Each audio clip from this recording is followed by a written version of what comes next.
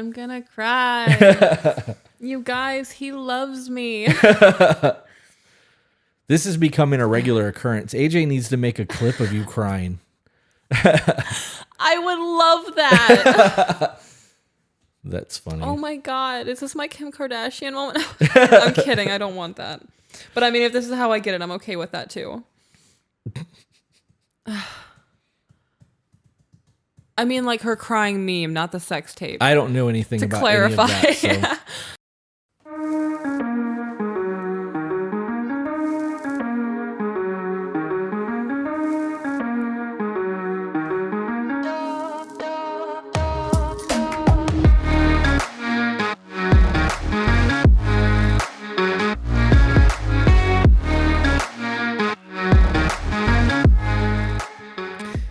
And we are back. We're back. Episode 12, ladies and gentlemen. Oh my God, episode 12. We have a whole new look all over again. We do. Well, it's not a whole new look. It's like a 20% new look because we got new chairs. Yes. Episode 11, we had some comments that people said we look like we were too far apart. And I do think that we are still kind of far apart, but we don't have to look around the bookcases or the microphones or anything, or the bookcase, singular, because there's only one of them. Right. But we're not doing this, trying to see each other. Yeah. So, change the cameras a little bit, change the lights a little bit. Got your print hung up back there, which we posted to our personal Instagram. Yeah. Although I think now would be a great time to post something to the new To Be Better Instagram that is for the podcast.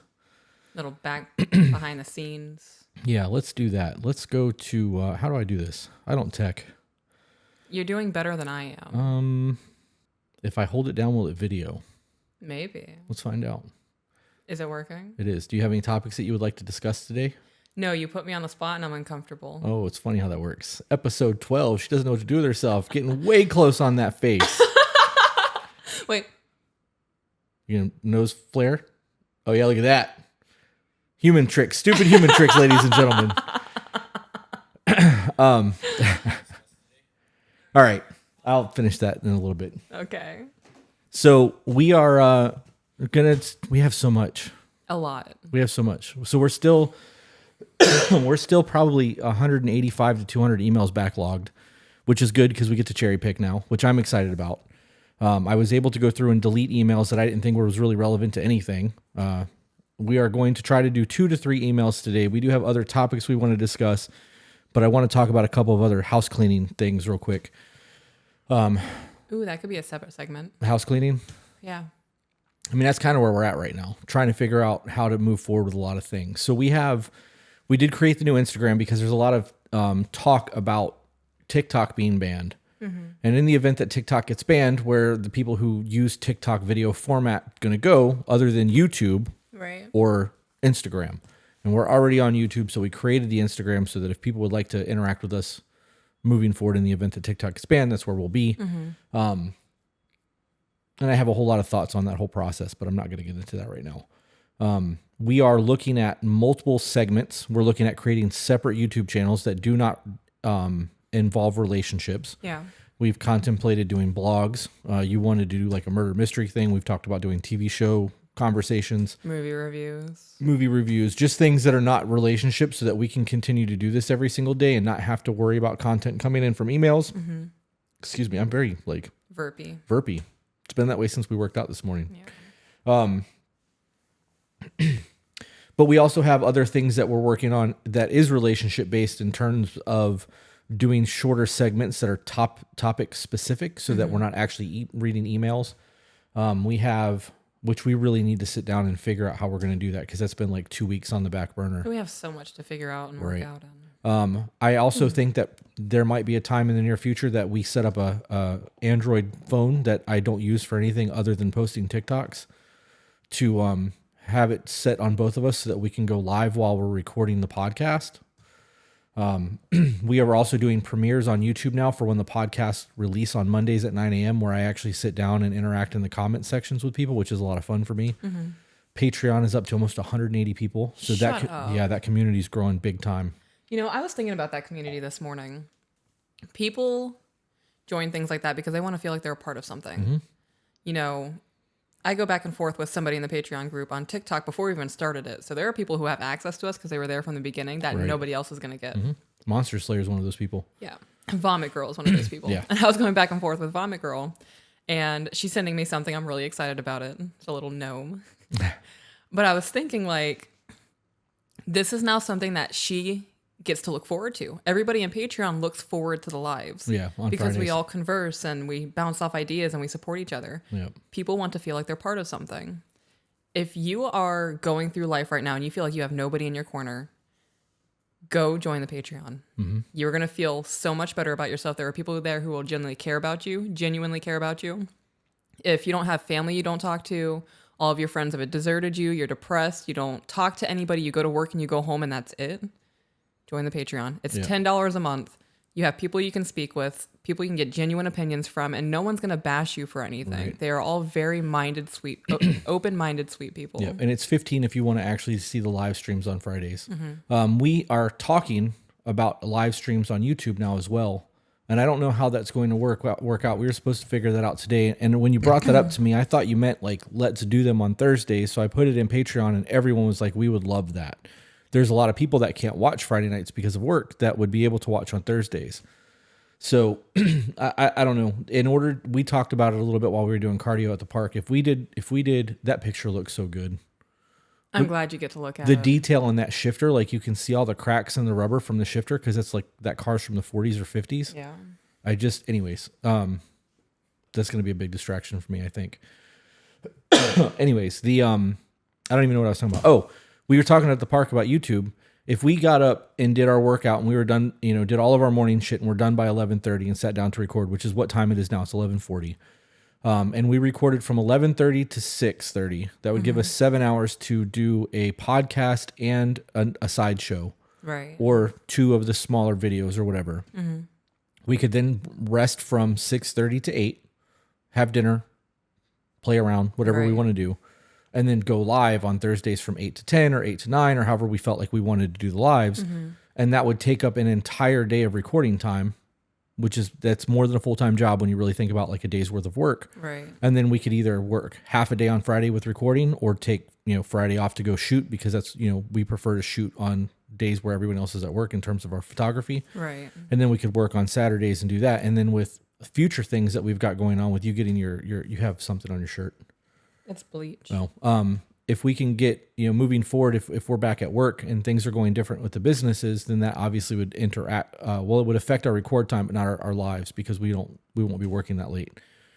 But we need to sit down and figure that out too, which is part of the reasons why I need to have a FaceTime with AJ because he's got to be part of the moderator for the YouTube. So I am going to go back to work. Mm-hmm. So when that renovation's done, Thursdays are not going to be a full recording day anymore. Right. So planning it out, like we're going to record all day and then do a live Thursday night. I mean, that's feasible for like the next 3 weeks. Right.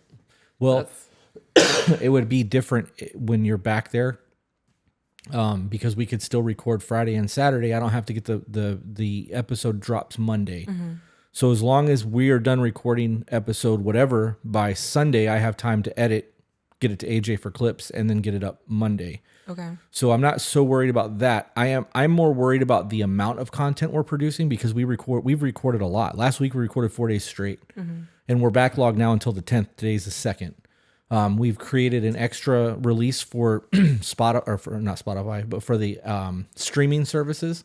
So for people who listen to our podcast instead of watch our podcast, you will be getting extra content on Thursdays moving forward.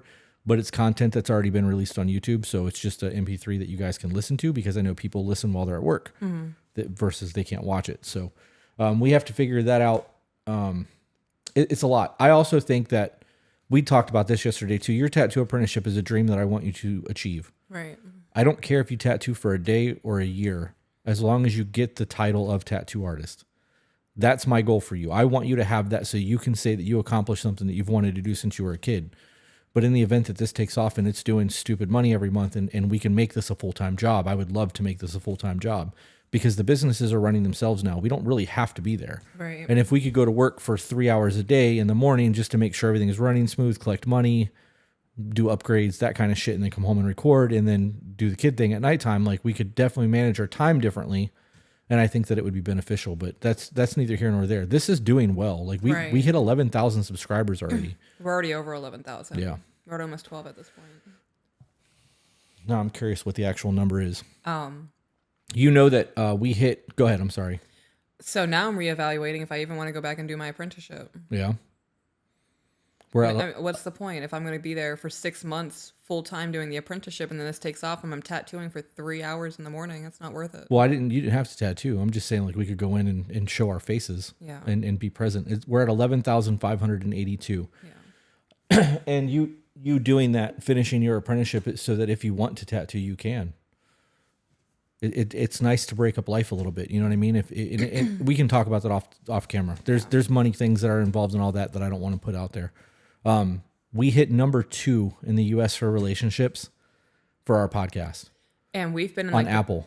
Yeah, on Apple. Number 2. That's the second time we've been in the top 10. Yeah. Well, so we hit number 2 because I forgot to hit submit on episode 10.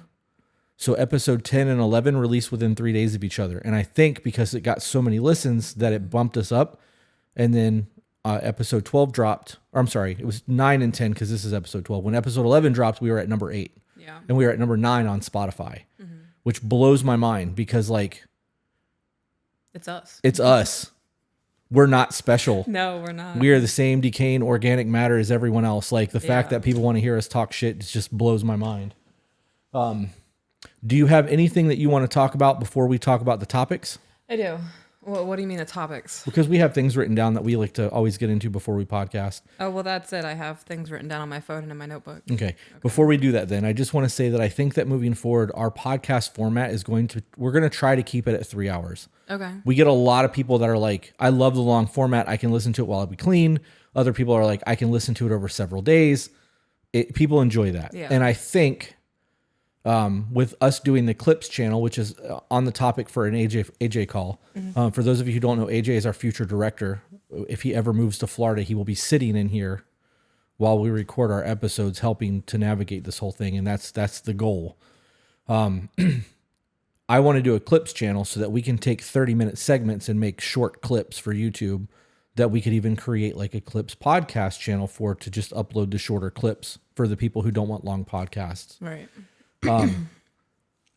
I want to do the first hour of our podcast just kind of house cleaning, talking about what's relevant in our lives, talking about the topics that we have, pertinent information to emails, catch up, that kind of thing. For example, and I'm not going to get crazy in depth. I have a friend of mine his name is Rooster. I think it's Rooster 2.0 or something like that on TikTok. He texted me the other day. He's one of 2 people that I've given my cell phone number to on TikTok. First one was the Potheads, and then Rooster. That's crazy that those 2 have your phone number, but AJ doesn't. AJ has unfettered access to me because of the messenger that we use. Yeah. So if he can call me on that if he needed to, but I don't know. We've just never actually gone that route. He'll have it today when we FaceTime, but I just wish he'd fucking move here. Anyways, Rooster sent me a text message the other morning and was like, "Hey man, I know that like we don't talk a lot." He's like, "But I want you to know that you've changed my life." And I'm like, "I didn't do anything, dude. Like we talk on the internet. You're doing it. You don't fucking devalue yourself, bro. This is you." He's like, my wife knew that I was on my way out the door. Like we've talked about it. I was leaving my wife. He's like, our relationship is now better than it's ever been. And he's like, and it's because of you and Chris. And I'm like, well, we didn't do anything. You did the work. Don't downplay that. And I'm bringing that up because you guys put a lot in us.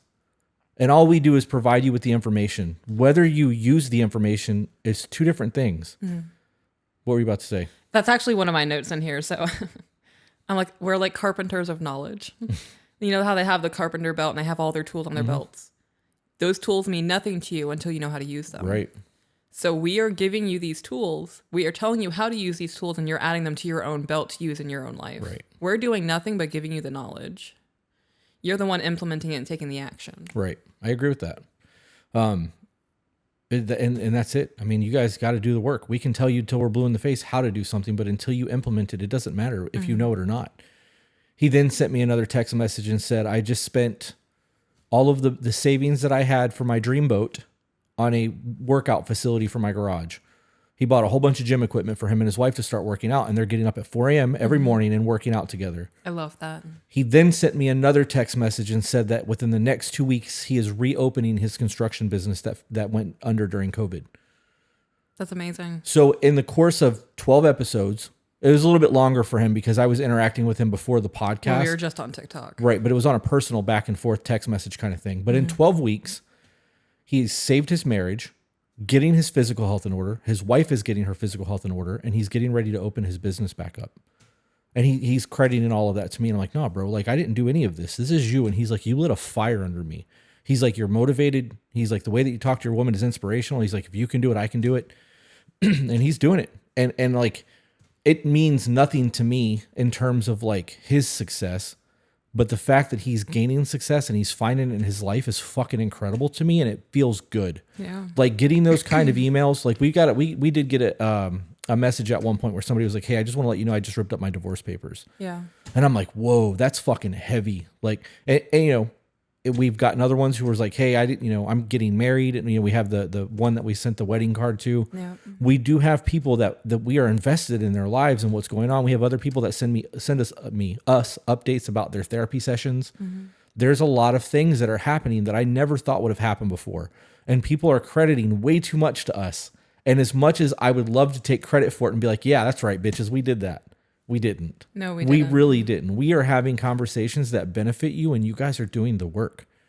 That takes a lot of accountability and like self-awareness. I was about to say, it takes a lot of self-awareness to recognize like you could be the problem. You could be contributing to the problem. You might not be the only problem. You know, if he asks for 30 minutes of decompression after work and you're jumping on his ass about it, you're the problem in that situation. He needs that 30 minutes to transition to home life. Just got to take a step back and be like, you know what, babe? What? The transition thing is something that we've talked a lot about, and I had a thought, but I want you to finish because it's going to change the subject. It's gone. Sorry. That's okay. I smiled, and you were like, what?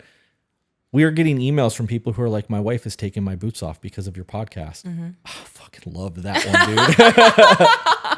I love that. Yeah. We also have a friend from New Zealand who's actually become a friend that I correspond with almost weekly. Mm-hmm. Via email, personal email, not even through the To Be Better email anymore. And the things that are going on in New Zealand, for those of you who don't know, New Zealand is a fucking mess right now. They've been hit by an earthquake, 2 floods, and a hurricane within like a month. And major devastation. And I don't watch the news anymore because I don't have time to watch TV. They're not going to be covering that over here anyway. They should.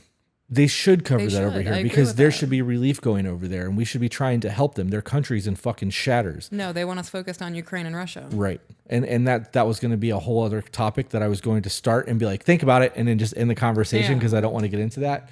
But I have conversations with this dude about his personal life and how his financial life is looking with everything. I don't want to give away too much because he's asked me not to put his personal life out there, but he is divulging his personal life to me, and we are having conversations like I've known him my entire life. Mm-hmm. We are creating crazy bonds with people. This is just so wild to me. I don't even know what else to say. Like I am totally humbled by all of this. I wouldn't say I have any crazy bonds with anybody. There aren't people I regularly correspond with. Like we have the Monster Slayer, and I know her life. But but that's more of her kid's life. You know things that are going on like that. I have made it a point to connect with these people. Mm-hmm. You are close to her. You're not close to her the way that I'm close to the other guy, but he's now a moderator in the YouTube channel. Mm-hmm. So it's evolving. Things are evolving. I think you are. I think that with you, and this is purely my opinion, and this is not something that we pre-recorded or planned to discuss, but I think that you are so reserved and not wanting to put yourself out there a whole lot because our time is so limited that you don't want to feel like you're taking on more. And you don't want to have people having unfettered access to you because in the event that we are doing something and something tragic happens or something like somebody needs you, you're going to feel obligated to want to help them. No, it's not even that. These people that you've been corresponding with, those 2 dudes, and like even the other 2 from TikTok, that was before the podcast started. Yeah. So that's genuine friendship. At this point, I feel like if I start connecting with people, it's because I'm a therapist. Right. I get that. Yeah, it makes a whole lot of sense. I feel like you're not reaching out to me for genuine friendship. You're reaching out to me because you can benefit from me. Right. I get that. I actually didn't think about that, but I get that. Yeah. I don't want to be known as, this is the person I talk to when I have problems. You should go talk to her. No, thank you. That actually makes a lot of sense. And I didn't think about that because you're right. The guy that's in New Zealand started from our lives on TikTok. Mm-hmm. AJ reached out to us because of the podcast wanting to work with us, and I've created a very good bond with him. Yeah. If I could afford to move him to Florida right now, I absolutely would just spend that money. Mm-hmm. I don't care. That's just not an option for the size of the family and the animals and all that shit for him. But yeah. All right. So what else do you got? Because let's knock out some of this before we get into emails. So in here I have. So this is just a random statistic you said, and I wrote it down. It blew my mind. 1 in 3 men have not had sex in a year. Yep. Whatever the reason. That stat actually said 1 in 3 men under the age of 30 are either virgins or have not had sex in a year. That's crazy. Yep. That's really sad to think about. Mm-hmm. That blows my mind. That was it? You just blown away by that stat, so you had to share 1 it? in 3. Yeah. 1 in 3 men. There are billions of men on this planet. Mm-hmm. If this is just a statistic in America, ooh, my hair just fell.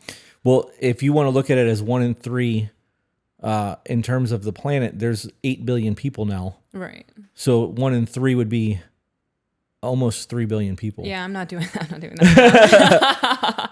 So there's 8 billion people in the world, on the planet. Half of those are women. So I guess those numbers don't actually work, but it's actually, I think, like 52 or 53% are women. Either way, that's just a crazy statistic to me. Mm-hmm. I came across a comment on TikTok where, not a comment, it was a video where a woman said I was the perfect wife. And she listed off all of these things that she did that made her the perfect wife, and her husband still cheated on her. Mm-hmm. And I thought, were you his version of what a perfect wife would be, or were you putting forward what you thought the perfect wife would be? Right. So if you think what makes you the perfect wife is you're cleaning the house and you're doing all the kids' school functions and you're doing the laundry and you're going to all of his social meetings, but you yell at him every time he has a negative feeling, or you throw his past in his face, or you tell him you're a pussy, you're not the perfect wife. Right. He would take you being emotionally supportive and understanding in his safety and the peace in his life and hire a maid. Right. You're not wrong. Like, the things that women attribute to being the perfect housewife absolutely blows my mind. You gonna tell the rest of that story of how that played out? I commented something. You commented and was like, how was your communication? And she fucking deleted and blocked you. Yeah, I was like, so you listed all these things. She said like I was a perfect, Stepford Wife or whatever it was. I don't know the term that she said it, so I'm recalling. She said I did all of these things and did not hit communication once. Right. In her list of perfect things for the perfect wife. And I was like, you listed all these things saying you're a perfect wife, but where were your communication skills? How did you guys handle arguments? Were you throwing his past in his face? Delete. Block. She deleted all of it, yeah. I already hit the carpenter of knowledge. So I started reading Men Are From Mars, Women Are From Venus. Yep. I am like 3 pages into that and I'm already making notes out of it. Right. Yeah, I saw you highlighting earlier. So there's a point in the book where they're talking about they just had a newborn baby and they're arguing. And in the middle of their argument, he turns to walk away from her and she says, "You're a fair-weathered friend." And she's crying. And he was like, "What? What did you just say?" And he said it during this argument, and she said that he recognized if she was happy or nice, he was loving and showed affection. If she was unhappy or upset, he would feel blamed and then argue and distance himself. Right. Feel blamed was one of the biggest things in that sentence for me. If you are upset at your husband, not even upset at your husband, if something in your life frustrated you, scratch what I just said. If something in your life is frustrating you and you're trying to vent to your husband and he's feeling like you are blaming him for the frustration that happened in your life and he had no part of it, he is going to distance himself. Mm-hmm. Absolutely.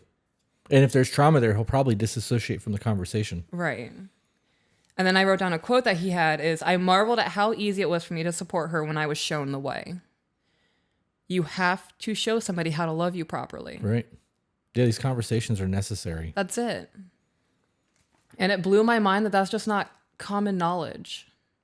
You can't expect somebody to read your mind. If you're frustrated and you need a hug, you need to tell your partner, "When I'm frustrated, just hug me." Right. It's going to calm me. Don't try to talk to me. I'm just going to try to argue points. Just hold me.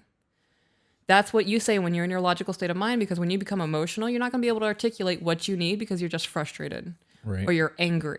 and your initial reaction is be defensive, attack, and blame. Why are you staring at me like that? Because, yeah. I agree with all that. I have nothing Okay. to add to that. That actually ties into the very first thing on my page. Yeah. Which is kind of wild that that's how you ended. I wrote down, it is easier to get your partner to accept blame or responsibility if you role model that behavior. Mm-hmm. So if you're in an argument and you want your partner to apologize, you need to take the accountability for what you've done wrong and start that apology process. You are not going to resolve conflict in conflict. So if you can negate the conflict from ever happening by going, look, I realize that I did this and I'm sorry. I wasn't thinking things through. I didn't think that it was going to affect you the way that it did, or I just didn't think before I spoke. I was emotional. I was hurt, whatever. And I'm sorry. I don't want to make you feel that way. You're now taking accountability. You're taking responsibility. And now you are apologizing. So you validated, taken accountability, responsibility, and apologized. The natural thing to do when you do that for somebody is for them to follow suit. Because when you start an argument, you get an argument. If you start with an apology, you'll get an apology. Well, that you should get an apology. Right. If they are somebody who, even though you apologized, okay, you're apologizing, but you still did X, Y, and Z, you should still feel like shit. Right. Well, and that's somebody that wants your partner to hurt. We don't talk about that. So like if you have a shitty partner and that's can't help you. Right. That's not how this goes. So when we make these generalized statements, if our generalized statements bother you guys, you need to reflect on your life and figure out why it bothers you. If you chose a shitty partner, that's not our fault. If you have somebody who's responsible, who actually loves you and doesn't want to hurt you, everything that we talk about applies. So in that scenario, in the event that we were arguing, if you stopped the argument to apologize for your behavior, I'm going to do the exact same thing. I don't want to argue with you. I don't want to fight with you. I want our scenario to be as peaceful as possible. Sometimes I have to be the one to apologize first. It's fine. It doesn't hurt me to be the bigger person. The end result is the resolution of conflict and us having a good night together. And on your topic, in the event that you are having a conversation with your partner and you are intentionally saying things to hurt them, you need to ask yourself, why do you want to hurt someone you claim to love? Yep. Why are you okay with that? That's a very real concern. You should never be okay with hurting someone that you claim to love. Yep. Kind of ties in the next point. It says, at one point you saw your partner as a solution to a lot of your issues, and now you see them as a lot of your problems. Why is that? And that's a very broad question for people who are in the roommate phase or people who are having major conflict with their partner. And you can look at all the superficial things because they don't throw their laundry in the laundry basket. They don't do the dishes when the dishes need to be done. They wait for me to do X, Y, Z, blah, blah, blah, blah, blah. All of those things come down to communication. If your communication's not there, those things are going to be happening. And if you're not willing to communicate that you need help, well, they see it. They should know better. Right. No, that's not how that works. Especially if you've fallen into a roommate phase where everyone has jobs that are assumed versus assigned. We have our expectations laid out because we know which jobs are which person's. And in the event that somebody falls behind, we step up to help out if it's asked or if we realize that it's needed. But if we never had those and you always did the dishes and I always did the laundry, I'm not doing the dishes, I'm doing the laundry. That's my job. And I just assume that's the way it's going to be. And if you get mad at me because I'm not helping with the dishes, well, I'm not getting mad at you because you're not helping with the laundry. If I'm doing my job and I assume you're doing yours, I don't understand what the problem is. Right. It's a lack of communication. So that was, I thought, a pretty good point. Before you move on, you said they were the solution to your problems. Now they're all of your problems. Right. I wanted to add on to that point. It could be deep-rooted issues. Like something happened in the past that caused a big tense moment for them, whatever it was. Lying, going behind the back, spending money without asking, whatever. When you guys resolve that argument and you forgave that person, you can't hold resentment for that in the next 5 years. Right. Should we talk about forgiveness? I'm big on that quote today. Yeah. Yeah. If you forgive people for you, the people that hurt you don't give a fuck that they hurt you. It could be 5 years from now. They're not thinking about you. Right. And you holding that grudge and that resentment and hate and the things that you're going through, they're not thinking about that. You are holding on to something that no one else in the world gives a fuck about other than you.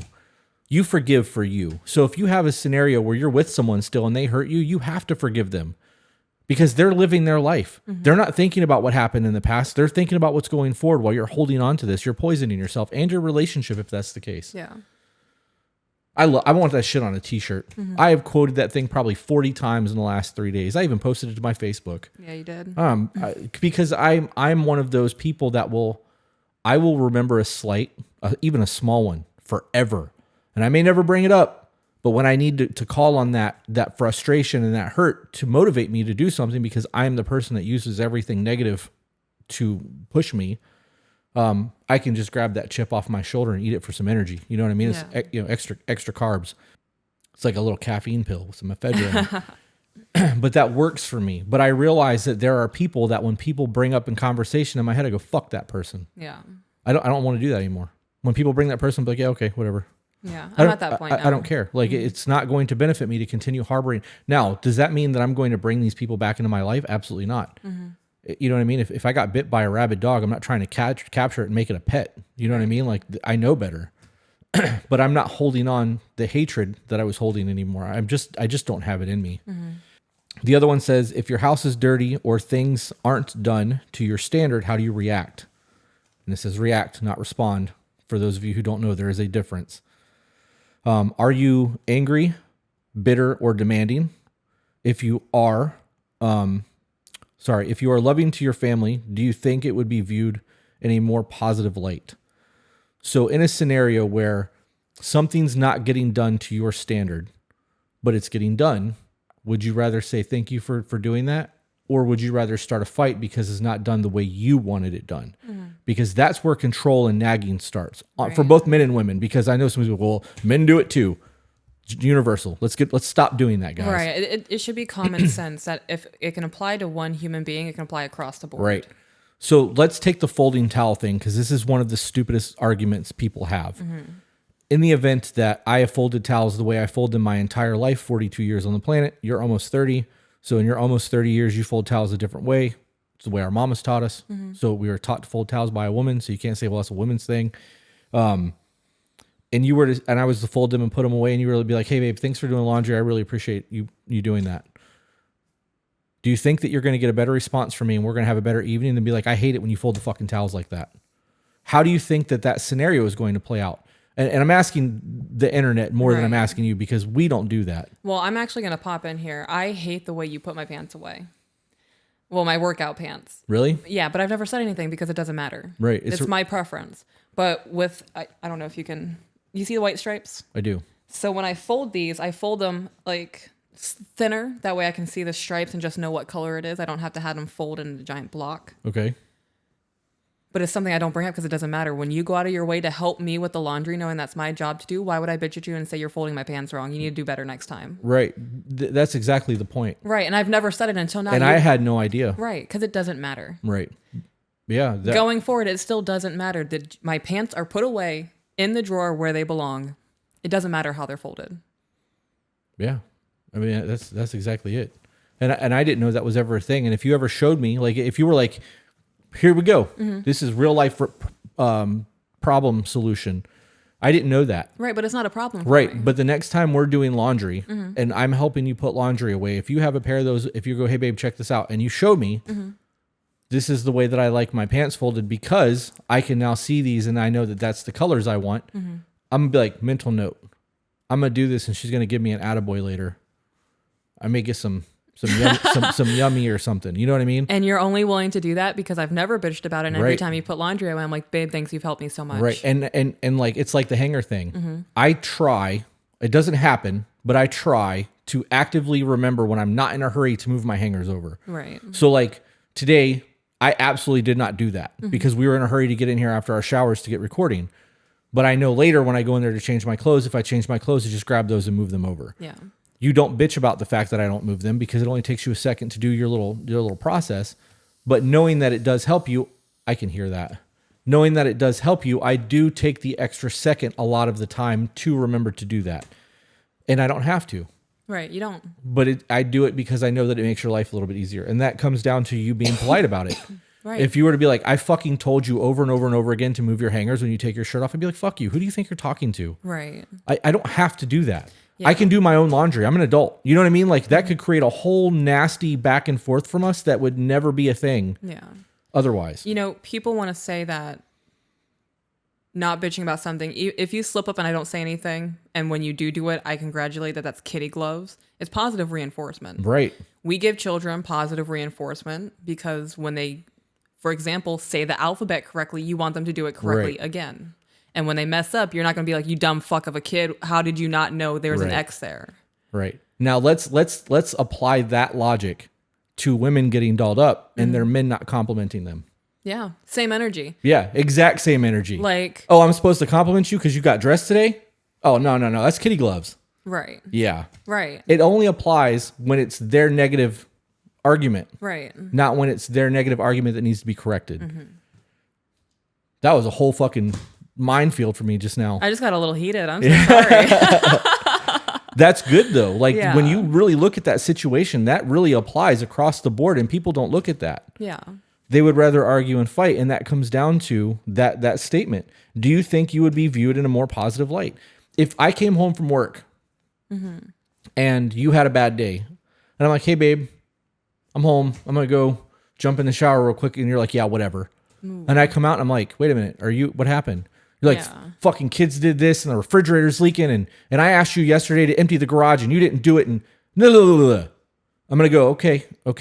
I'm going to go do all that now. And I'm going to get it done. And the whole time I'm doing it, I'm going to be stewing because of the way that you talked to me when I walked in the door. Right. So then I'm going to go take a shower and then I'm going to sit down on the couch and try to decompress. Still frustrated, I'm sure, because of the conversation that just had, because it's the only interaction that I've had with my wife all day. And then our entire evening's going to go downhill because I'm going to be frustrated. You've been frustrated all day and we're frustrated with each other. Same scenario. I come home and I'm like, hey babe, how was your day? Whatever. I'm going to go take a shower. And you're like, you want to know what I would hit you with? What? Well, first you would come home. Hey babe, how are you? Be like, I'm okay. How was your day? That would be the first thing I ask you. Right. You tell me how your day was. I'm so glad you had a good day. I had a really hard day today. When you're done showering, I need help. Yeah. That would be it. I'm not going to give you a long laundry list of what went wrong today, how the kids were misbehaving, whatever. I need help. That's the bottom line. Right.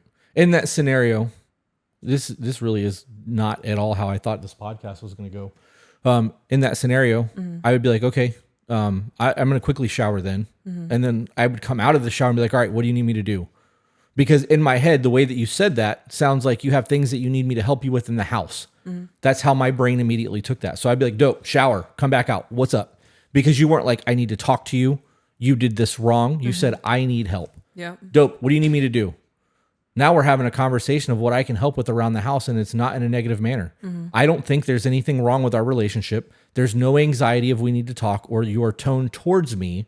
It is a recognition that something needs to be taken care of, and I'm the guy to take care of it. It's my duty. That positive light, when I come home the next day and I'm like, hey, babe, how was your day? And if you had a bad day again and you hit me with that same energy, we are not going to fight. We're going to resolve what's going on as we're working through the evening trying to get shit accomplished. And I'm going to look forward to coming home every day because I know that when I walk through the door, you're going to greet me with I love you or positive intimacy or non-combative energy. I don't even know how to word that. Just love. There's no, just because I had a bad day while you were at work, you done absolutely nothing wrong with my day. Right. My day is my problem. When you come home, I am not going to be shitty towards you just because my day was wrong. Right.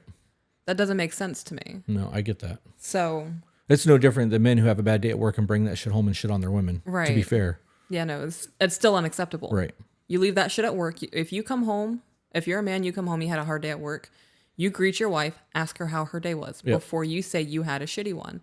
If you just hit her with, I had a shitty day, she's like, okay, damn, well, what about me? I had a pretty good day. I was excited to tell you things. Yeah. So if you ask her, how was your day? She's going to give you all this positive energy. It might calm you down a little bit. It absolutely will.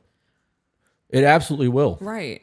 So she had a great day. The woman you love is having fun. She's good energy. It's going to calm you down a little bit. Then you can just say, I had a rough day. I need to jump in the shower real quick. Just calm myself down. That's all you have to say.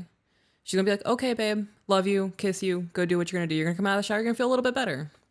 And then you can say, hey, when you have a second, I need a vent. Right. I had a hard day today. I want to cuddle on the couch. Yep. You know that having that positive back and forth and knowing that your partner supports you and is not going to judge you in those moments, in the event that I have a bad day and I need to vent, I can call you on the way home, but I don't ever go, guess what so-and-so just did. Yeah. It's always, hey, what are you doing? Are you busy? Do you got a minute? Like, I need to make sure that you're not in the middle of something. I'm not trying to fucking unload on you if you're in the middle of doing something. How was your day? I need to know where your mental state is before I unload on you, because I don't want to just fucking dump my problems on you if you're also having a bad day. Right. Like, you just unloaded on me and my grandma died 5 minutes ago. Right. But in the event, you have no idea. Right. And you can't assume that everything in the world is okay just because they're at home. Right. But that initial 2 to 3 minute conversation then leads into a 45-minute phone call while I'm driving home from wherever I'm at. By the time I get home, I'm not frustrated anymore. Yep. And that changes the entire feel of our evening. And what could have been a very silent dinner and me going to bed early because I'm fucking pissed off and I haven't figured out how I'm going to work through whatever my problem is. We now have time on the couch, watching TV, holding your feet, maybe eat a pint of ice cream before we go to sleep, whatever the case may be. Like, we have a very good evening that way. Yeah. And that comes down to just being able to know that you are not going to be met with negative resistance all the time. And if you are the person that is constantly hitting people with negative resistance, you are going to reap what you sow in that scenario. Yeah. It's going to get to the point where your man's going to have a problem. He's not going to talk to you, or your woman, or people aren't going to want to come home. Or if they do come home, they're not going to want to talk about it because, for example, men are fixers. We know that. We've talked about that at length. In the event that you came to me and didn't say, I just need to vent, and everything that you came at, I offered solutions to your problems, you're going to get frustrated with that. How am I supposed to know you just need to get it out of your head? Sometimes just hearing yourself speak is enough. It's like that for everyone. Yeah. But men are fixers. You go to any man to man, it doesn't matter. If you bring a problem to a man, he's like, all right, puzzle, let's solve this, and it's important to remember those things. Before you move on, I want to touch on that phone call where you can have that 45-minute phone call, come home and be more relaxed because you had a conversation. You don't call me for frivolous things. Right. So I don't care what I'm doing. I could be in the car. I could be overwhelmed listening to whatever I'm listening to calm myself down. I could be in a state of mind where I don't want to talk to anybody on the phone because I'm in the car trying to calm myself down. If you call me, I'm answering. Right. I'm going to put myself in an uncomfortable position because in that moment, I know you're calling me for you have a reason. Yeah. I could be at home cleaning. There was a time you called me, you were out doing something, whatever it was, and you were frustrated, you called me. I was on my knees scrubbing the shower on the floor on the phone with you, listening to you, because I knew that you needed to vent in that moment. It would have been a completely different day if I was like, I know you're frustrated. I'm cleaning the floor. I can't handle this right now. You just need to vent to me when you get home. Right. In that moment, you would feel less of a priority to me. You're going to feel like I really don't care about your feelings. And when you get home, you're not going to want to talk about it anymore. I would not divulge anything when I walked in the door. Yeah. I would just bottle that up. I'm busy. I'm in the middle of something. Yep. Yeah, I would have bottled that up 100%. Yeah. Sometimes that phone call is needed. That is a very good point. I am also a firm believer in if your partner calls out, it doesn't matter what you're doing, you answer the phone. It doesn't matter. I don't care if you're standing in line checking out at groceries. Oh, yeah. You answer the phone because that could be a paramedic on your cell phone calling somebody because you were in an accident. Yeah. You always, always, always answer that phone when your partner's thing pops up. So I'm very good about taking shorthand notes because I know it'll trigger my memory. And I wrote down coward, drama, pity, poor me. And I have no idea what it was, but luckily past me is looking out for future me because I actually made notes to be clear, which never happens. When you look at my notebook, there are phrases written down because I know it's going to trigger that thought process. I think I recall that moment where you wrote these things down and you're like, I'm not going to remember this. I remember that moment.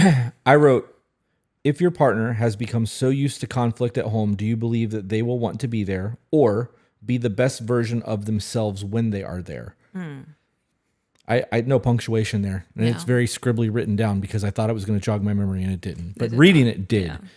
So back to the other thing where it comes to the positive and negative home front, in the event that I had to come home and knowing that you were going to be negative and knowing that there was going to be conflict, you were never going to get the best version of me. Right. You are going to get the version of me that is overly defensive.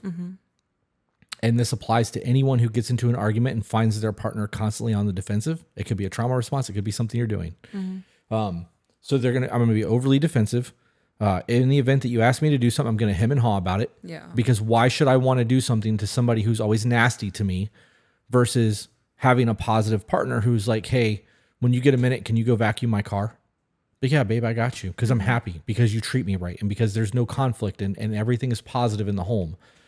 And I know there's going to be people like, well, I tried the positivity thing and it didn't work for him. Well, there's either a deeper issue there that you're not acknowledging and you think everything is okay and you haven't talked to your partner because you don't know how to communicate and you believe that everything is okay, or You just got a shitty partner. And if you've been with this person for years, do you really think that they're just a shitty partner? Or do you think there's really an issue there that you haven't figured out what's going on yet and they're not comfortable enough to talk to you about it because of the way that you act, react, or treat them? Mm-hmm. Yep. When you give your partner the best version of yourself, you will almost always get the best version of them. Yeah. And if that best version of them does not meet the best version of you and you are still not happy, it's because you've got the wrong partner. Yep. I agree with that statement. You can have the most amazing person on the planet and you two not mesh. Mm-hmm. And it doesn't mean that just because you two don't work doesn't mean that one of you are bad or a piece of shit. It could just come down to you didn't set your boundaries. Mm-hmm. You haven't learned to communicate with each other and things are falling the fuck apart. And you guys are just kind of letting it go, hoping that things are going to magically mend themselves. Yeah. A wound will heal itself. Mm-hmm. You know, if you get a body piercing for a clean person, for a normal clean person that's not mud wrestling and being disgusting, you cannot do anything to that piercing and it will heal. Right. If you get a cat scratch, are you putting rubbing alcohol and peroxide on it 15 times a day and scrubbing it with antibacterial soap and fucking steel wool and trying to make sure that your shit is just absolutely impeccable? No, because your body's going to heal itself. Your relationship is not going to fucking heal itself. It's going to need some Band-Aids. It's going to need some ointments. It's going to need some like wound care. Right. And that wound care is your communication. Ooh, that's good. That's good. Yeah. Communication is the wound care of relationships. I like that. Yep. I don't have anything else on this. I mean, I have a lot. My notebook is almost full. It's almost time to get another one of those. Yeah. But I need to get a website update from Tim. I know that he started working on it. In the event that the website gets done, we are creating PDF documents for download. We've already put a book list together. We have the PDFs going for the book, the recommended reading. We have created the check-in PDF. We have a kids check-in PDF. We are working on communication bullet points on a PDF. When the website is finished and the To Be Better website is active and available, we will, what? It's dead. The charger will plug in behind you and I will get up and get that while you're iterating your point. Okay. When that goes live, we will have a link section on the podcast section of the website where you can download all these things so that you can print them out or save them to your computer or phone so that when you go to engage with your partner, you have physical tools that you can like, okay, we're going to have the check-in. Here are the parameters of the check-in. And you can have that laid out ahead of time. Yeah. Having that is going to aid you a lot easier when you get frustrated because now you have physical paper. You're not going to just forget. Yeah, you're not going to have to sit there and try to recollect things in an emotional state of mind. Trying to erect something. Oh, Giggity. All right, I'm going to get the iPhone charger while you. Okay. God damn. You can't just fucking hit me with that and then walk away and tell me to speak. But I did. I'm going to have to wait until you come back. I'm too flustered. I was thinking there has to be one more thing. I mean, there's a bunch of things I've written down in here, but within the last 7 days, I made a note. Starting conversations off with a negative undertone. Got an example?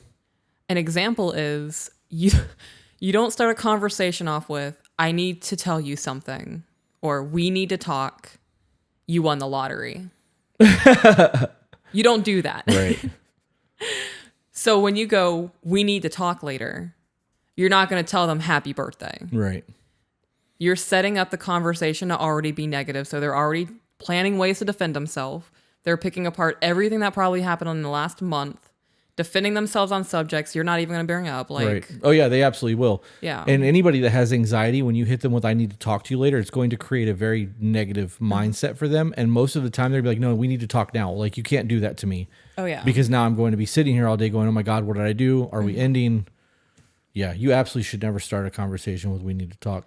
And if your partner is not with you and you need to talk to them, set an alarm on your phone. Mm-hmm. Talk to so-and-so at 8 p.m. and let it go off and be like, oh, hey, I wanted to tell you blah, blah, blah, blah, blah. Right. You don't even have to start with the conversation with we need to talk at that point. You've reminded yourself that you need to talk to them.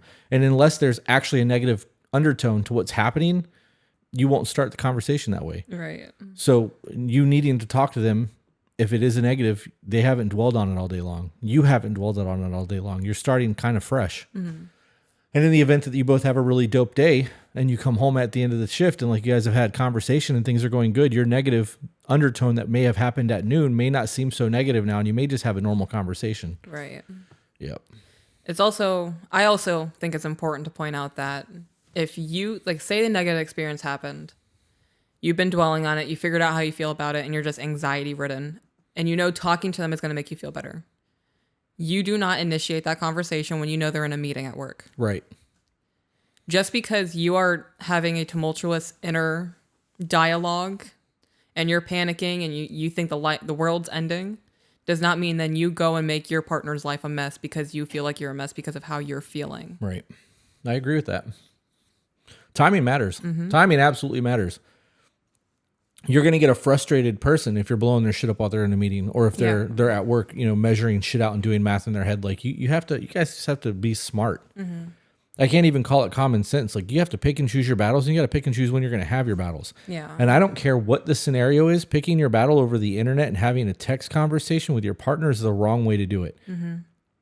If we know for a fact that 70 to 80% of communication is nonverbal and you are texting, they are missing 70 to 80% of the conversation. Yep.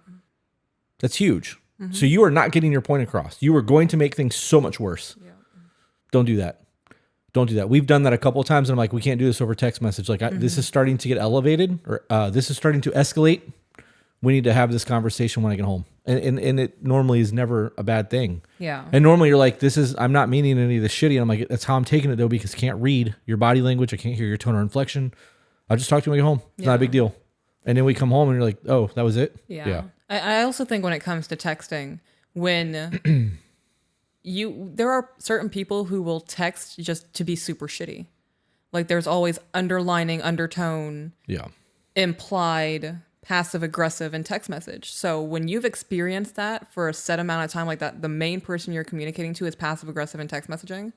That is how you are going to see every text message until proven otherwise. Yep. You are not wrong. So in an instance where I sent you, you brought up the example of me saying that's not what I meant at all. I sent you a text message. Looking back, I can see now how you could see the passive aggressiveness in it. When I sent it, I didn't mean it at all. Right. Do I think... I'm not saying it's a stretch for that to have been perceived as passive aggressive. I just didn't have that perception of it. Right. But you...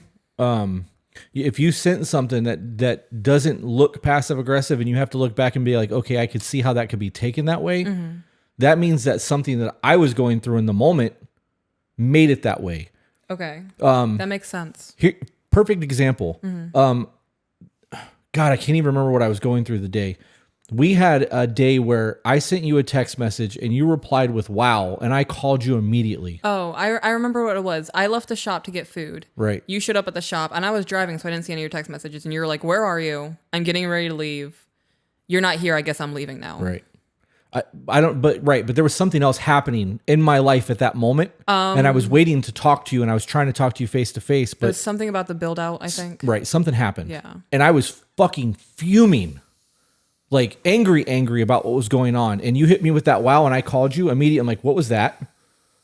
I was like, we don't do that to each other. I was like, I was being very cordial in the text messages. I waited for you at the shop. You weren't there. You weren't responding to my text messages. So I left. I'm going to go get food. And you were like, your text messages came across super shitty. And I'm like, they didn't mean, that's just the way you took it. Right. But the way that I said, wow, I was taken aback. I was like, wow. Right. And then when we started talking, it was because of the way that I was feeling, because of something else that was happening. And because even though it wasn't you, the way that I worded my text messages had that hint of frustration. And we almost had a huge blowout over it. Yeah. And as soon as I explained to you what was going on, you're like, okay, this makes so much more sense now. Yeah. Yeah. And it had nothing to do with either one of us.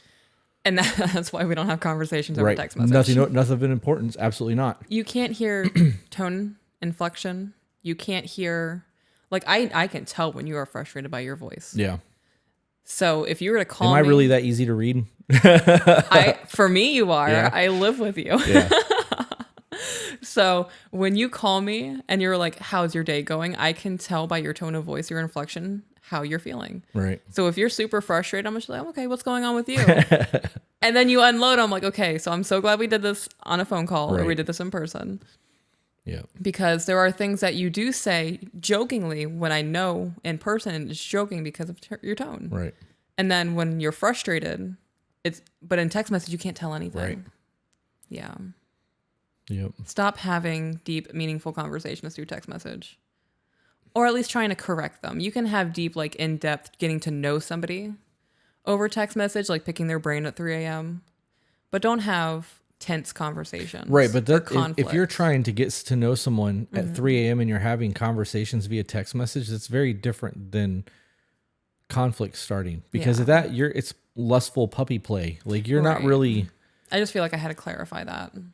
I actually disagree with that too, though. Why is that? Because I don't think that the important conversation should be had via text message. I think the meaningless conversation, what's your favorite color? You know what I mean? Like the dumb shit should be had in text messages. I would much rather learn about who you are as a person at dinner. I want to look at you. I want to talk to you. I want you to divulge your soul to me in a way that you've never talked to another human being because I am that fucking invested in you. And I can't get that from you on a text message. Yeah. When we're driving and you've got your arm tucked underneath of my arm and we are literally walking like, sitting elbow to elbow like we're walking down an aisle together and we are having the dumbest conversations and you are being completely vulnerable in you, those conversations will always trump everything else because it's intimate. Yeah. But we're together for that and there's a physical connection there. It's not a digital fucking nonsense. What? I'm gonna cry. You guys, he loves me. This is becoming a regular occurrence. AJ needs to make a clip of you crying. I would love that. That's funny. Oh my God. Is this my Kim Kardashian moment? I'm kidding. I don't want that. But I mean, if this is how I get it, I'm okay with that too. I mean, like her crying meme, not the sex tape. I don't know anything to about clarify. any of that. So. Like this is what you just said is the shit that women dream about that their husband would do for them. Like recognize those little intimate moments. Men recognize that shit. Right. They don't verbalize it though. Right. Because it gets thrown in our face or we're told we're stupid or that's cheesy or we get laughed at. That's even if it is a uncomfortable, I do that. I have an uncomfortable laugh. Yeah. All the time. And you're like, why are you laughing at me? And I'm like, I'm not. That was just super cute. You know what I mean? But I also make you feel uncomfortable. So. You do. You really do sometimes. I'm so sorry. I'm trying to dial it back. But in those moments, if I did what I just did and you giggled at me, I would feel foolish. Yeah. And I would never do it again because you made me feel like a child or you made me feel foolish or stupid or whatever, however men feel when they feel that way. That's how I feel when you laugh at me sometimes. Like that nervous chuckle thing. I don't know what to do. I know. I'm just letting you know like that in those moments, I get it. Like that I can see how me reacting in that situation will make you be like, damn. Right. Yeah, I get it. So that's why a lot of men don't divulge that shit or they have and they've had that reaction from people. And that's, the way that they perceive their vulnerability moving forward is going to be treated that way. Do you need a minute? My headphones are hurting my ears. Do you want your other ones back? No. I have hair in my eye. I'm just going through it. I can you see make me that. really emotional. You're so sweet. You're my emotional safety and you love me and this fucking hair is still in my eye. You just narrated that whole thing. I know. I'm going through it. You're just going to have to take the eye.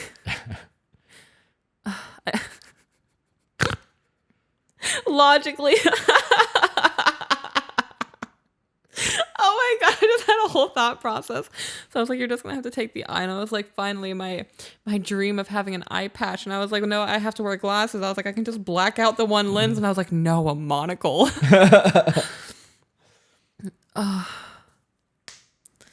Okay, I don't remember what we were doing. That was a lot. Yeah, we were getting ready to get into emails. Fantastic. We were pretty close to the hour mark, too. Where are we at? Yeah, we're at an hour. Oh, but I have to clip some of that, so it'll be probably 57 to 58 minutes. Yeah, I can't say anything inappropriate, I guess. Okay, so we're starting with the BPD? Whatever one is at the very end. Okay. So, guys, we are so backlogged on emails that we have gone through and cherry-picked some to read, and now we're cherry-picking the ones that we cherry-picked. And there's like 35 emails in the to be read, and there's like 145 plus in the waiting to be screened. Wow. We are so far behind on emails. And we're still receiving emails. Yeah, we've received 4 of them already today. So this one is labeled BPD.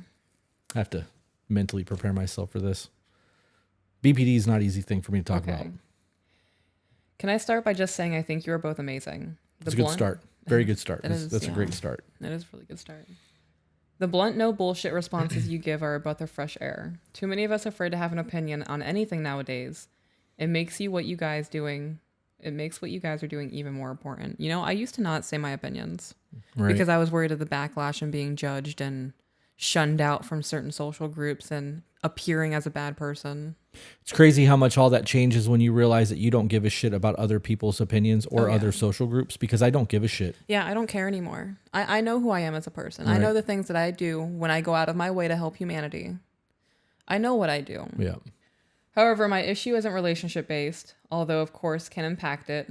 I, like Chris, have BPD. I was diagnosed with it about 4 years ago, and I've experienced its symptoms since I was 13 when I took my very first overdose.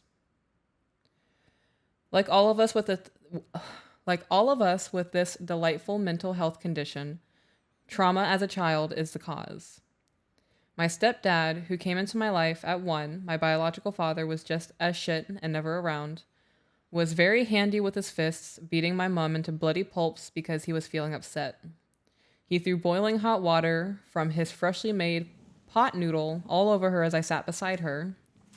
She moved herself, so only the tiniest of drops of water hit me while the rest covered her. If I continue on the things he did, as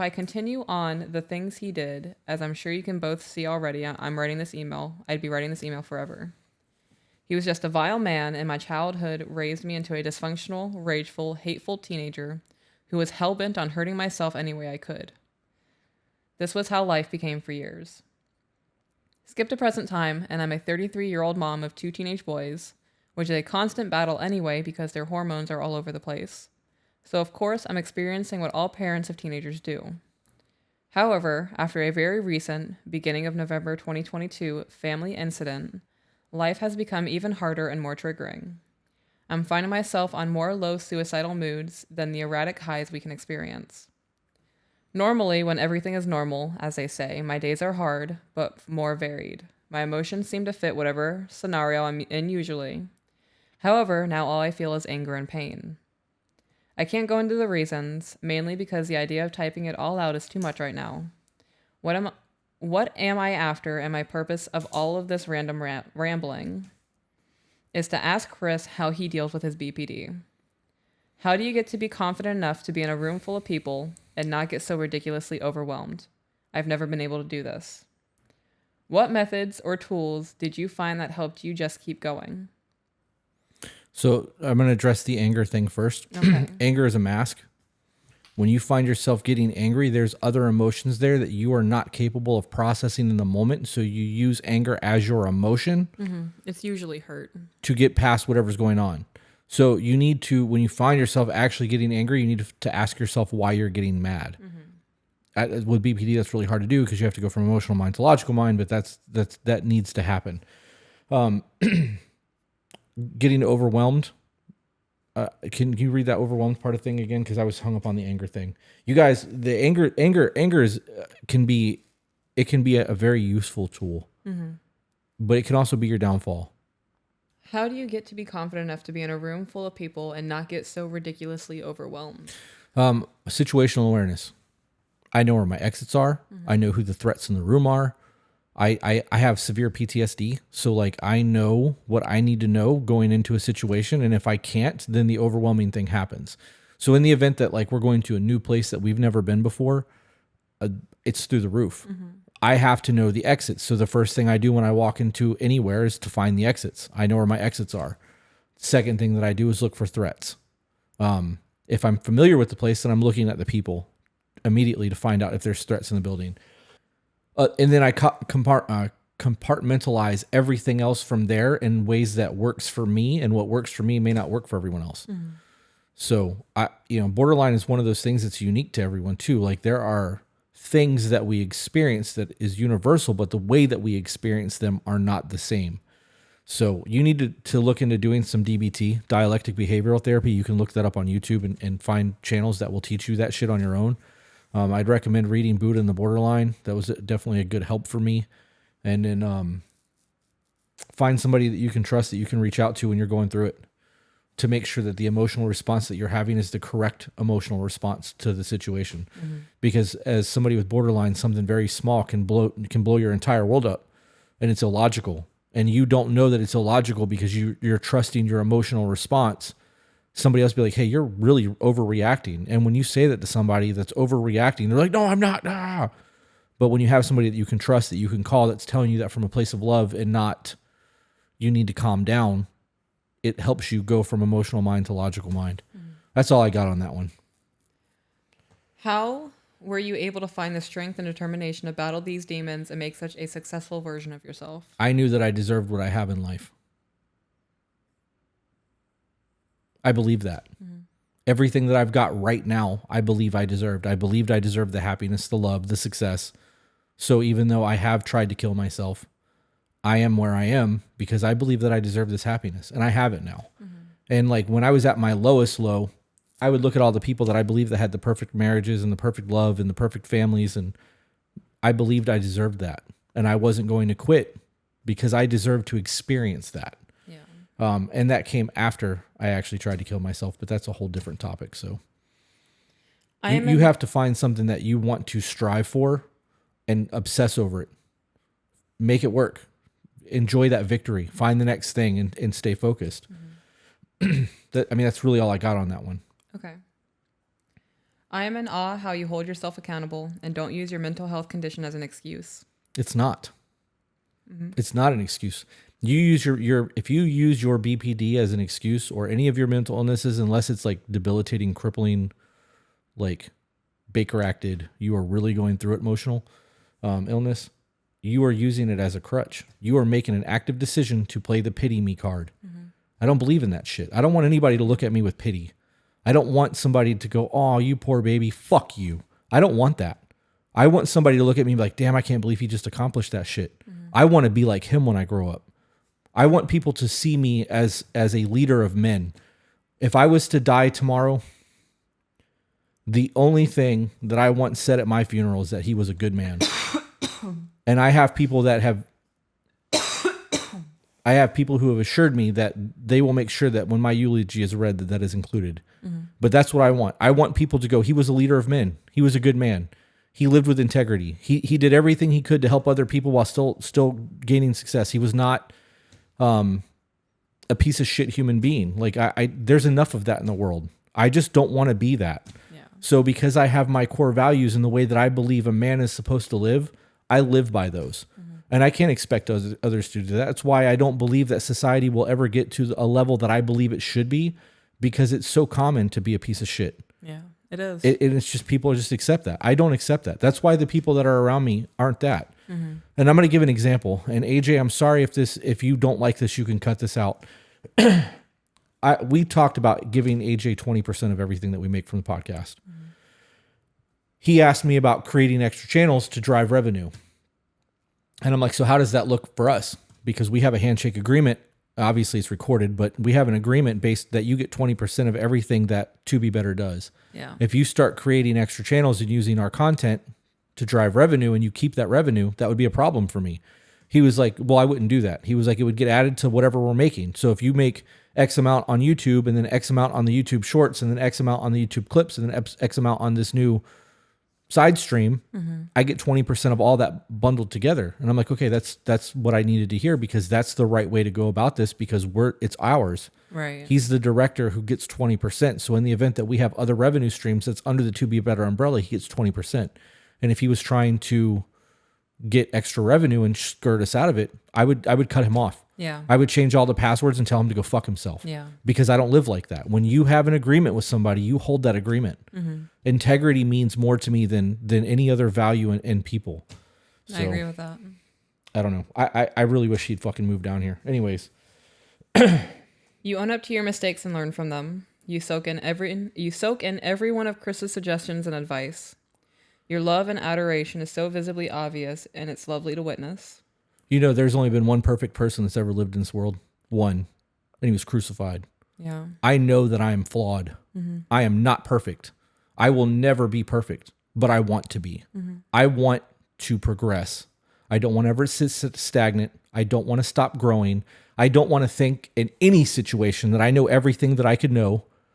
Where's the enjoyment in that? If you're a master painter, Michelangelo went blind painting the Sistine Chapel, a work of art that we all love. He sacrificed his entire being. He was physically crippled and blind by the time he was done painting that. He was still learning. That he lived his entire life as a student of knowledge. And as he evolved and grew, he became a master. And then once he mastered something, he found a new way to master it again and change and evolve. And though he gave his entire life for a piece of art that we loved, he spent his entire life learning and growing and evolving. That's a master. That's somebody that is known and will be known throughout history as one of the greatest artists who have ever lived, because he never quit learning. He never went, yeah, I'm the fucking best. I got this. That ego shit kills talent. It does. He's a student of life. I want to be that person. I want to be 95 years old on my deathbed learning new shit. I don't want to ever just sit stagnant. And because of that mindset and that want to always grow, I don't think that I'll ever just be okay. That's why I said in the other podcast that my biggest sin is greed. I want more, not just finances. I want more of everything. I want my fucking entire world to be flipped upside down because I learned something new that changes my perspective on everything. I'm not closed-minded. There's nothing that I am for certain on that I know everything, because I don't. And even the things that I'm very confident that I know, somebody could say something and it would change my entire outlook. And then I have to go back and revamp everything that I thought I knew because I could be wrong. I love moments like that. I do too, because it makes you grow. I had a moment like that reading The Surrendered Wife. Yeah. Yeah. I was like, damn. It's changed a lot of how I perceive myself. And just moments like that where it can be implemented into like a relationship. It's fantastic. Yeah. I have an apprentice who will always be an apprentice to me. Steve. Always. Steve has life experiences that I don't have. Military. It's crazy to hear him talk sometimes. Right. It really is. Sometimes he says shit. I'm like, bro, you need to slow down. Like, Yeah. I'm not ready for this conversation. And we share book knowledge. Steve will always be my apprentice, my Padawan, no matter what, because he was my tattoo apprentice, my body piercing apprentice. There's things in life that I have mentored him in, and I will always view myself as his mentor. He has said shit to me that I have made a mental note of and spent hours on the internet researching because I didn't know it, or because I thought I knew something. He's like, I don't think that's right. And then I was wrong. He's still going to be the person that I am mentoring in life, but I'm learning from my apprentice. Yeah. And I'm not arrogant enough to be like, he can't teach me nothing. I'm not going to take advice from somebody that I'm not willing to change places with, which is a different conversation. And we've talked about that, and people got really butthurt. Oh, that's a very arrogant thing to say, and that's a poor way to look at life, because even people who have failed can teach you shit. If you're not where I want to be, I don't want to change places with you. You don't have things that you can teach me in terms of success because you're not there. You can teach me how to fail. Absolutely. You can teach me how to not do the things that you did to fail. Right. But I already have success. I've watched other people fail my entire life. I know not to do those things. Say the only thing I learned from a meth addict is not to do meth. Right. Yeah, it's fucking no brain there. Nothing else I can learn from there. My quality of life would degrade. Right, if you switch places with them. I'm good. Yep. My goal in life is to be better than I am right now. Yep. And to be clear, there are things that a meth addict could teach you. They could be a carpenter by trade. So you can learn things about carpentry that you would never know. Right, and but I'm not going to learn it while they're on meth. Right. Yeah, I'm not going to associate with them because I'm not having them ruin my life. And that's a very different conversation than the point that I was making in that original video that got shit on TikTok. Yeah. But people are missing my point and trying to argue theirs. So you can learn from everyone. Right. They could be the best Dan Carpenter in the world. Yep. They're addicted to meth. Yeah. Yep. And would you want them building your house while they're high? Not even that their body would be falling apart at that point. Yeah. I'm already uncomfortable in my body as is right now. Yep. If I'm missing teeth and I have sores on me, just that aspect alone. You really are taking that trading places thing really I to am. mind. I am taking it hardcore. You okay, want some even itchy then, scabs? even then, like outside of that, when you're addicted to meth, people aren't going to hire you. They're going to see that you're under influence. They're going to see the quality of your work. So you could be the best damn carpenter in the world, but if you are addicted to something, your quality of work is not going to be where it needs to be for me to learn something from you. Right. People will hire them, but they won't last more than a week. As soon as they get the paycheck, they're gone. That's what Ian said with his construction business. The hardest, well, we all agree. Anybody in business will tell you the hardest thing about running a business is the employees. because you're dealing with multiple personalities and you're dealing with, addictions and dramas and traumas and all that bullshit. People showing up, whatever. Right. But in the construction industry, it's even worse because they show up looking for their first job, clean and cut, because they haven't had any money to get high. And the moment they get their check, they're gone for 3 days and showing up late and all fucked up on the job sites. And it's very common. So, yep. Is that the end of that one? No. Damn, okay. I do try to do all of this too, but for the life of me, I can't hold on to anything. I can't hold on. I tried to do all of this, but for the life of me, can't hold on to doing it because it won't be long before I'm back feeling or doing the problem again.